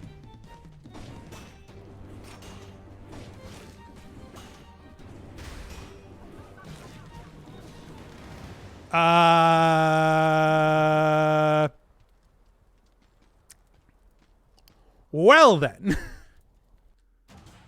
Hey! That was a good fight. Bruh. Hey, perfect fight. Queen is a pushover with rooting, I guess. I mean, also just like, man, boy, explosive decoy really does do some damage now, doesn't it? Huh. How about that? Told you Shark was good. Yeah, Shark is pretty good, actually. It's much more of a boss weapon. It's much more of a boss weapon, needless to say. Okay, then. An A! That's the one I'm looking for, baby. You know it. Flawless. Without a flaw. I mean, once again, I'm not going to say that's the most, like, legitimate sort of kill, but... And she actually got her health buffed up, too. Oh, boy. Well, let's at least go unlock those. Got like 1,000 cells right now. Shark is pretty bad against regular enemies. Yeah, but like when you actually want to deal some good damage, deal some good damage. I feel like every time I've beaten the queen, it's just been cheesing her. At some point in time, I'm gonna have to just go back and do like the old hour against the boss in the training arena sort of thing, so that we can actually see her attack sometimes. Too bad you have flawless achievement. Ah, come on. I totally earned it, too. I super earned it. I don't know what you're talking about, you guys. I earned that one.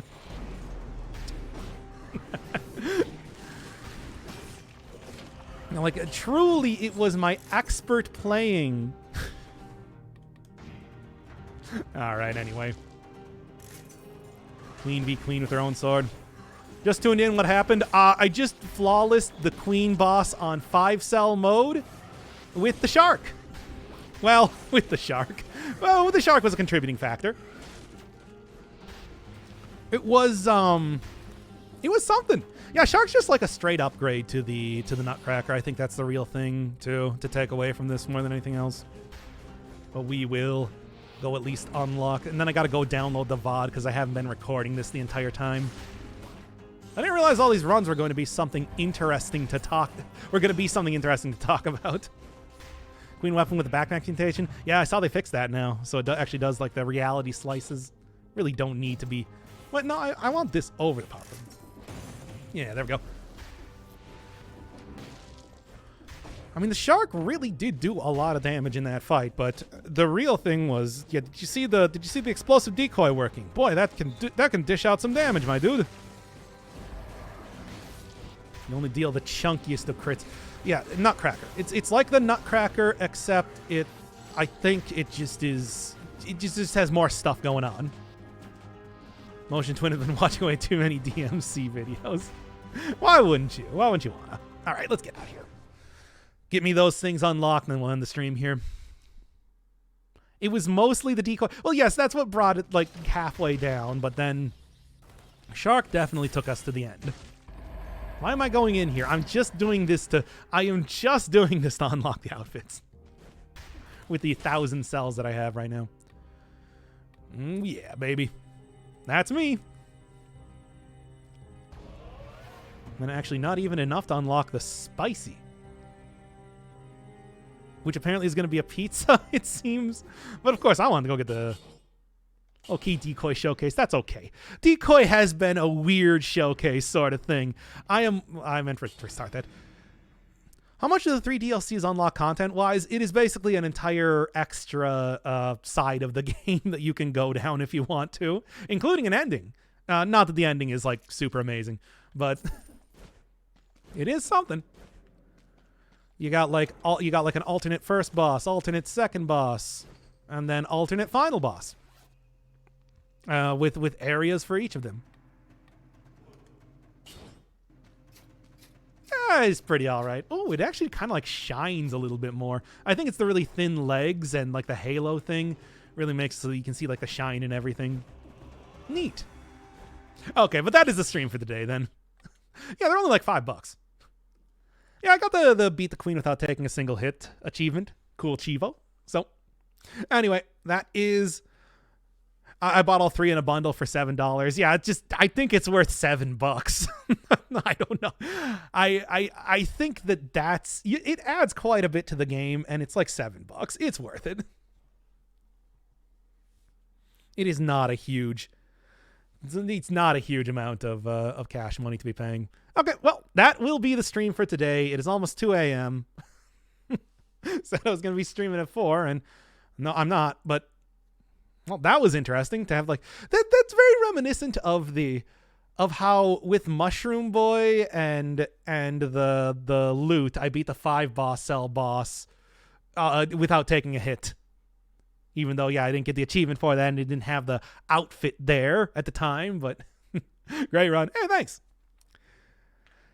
Oh, I mean, should I throw up all 3 hours or just the one run? I'll throw up all 3 hours, whatever.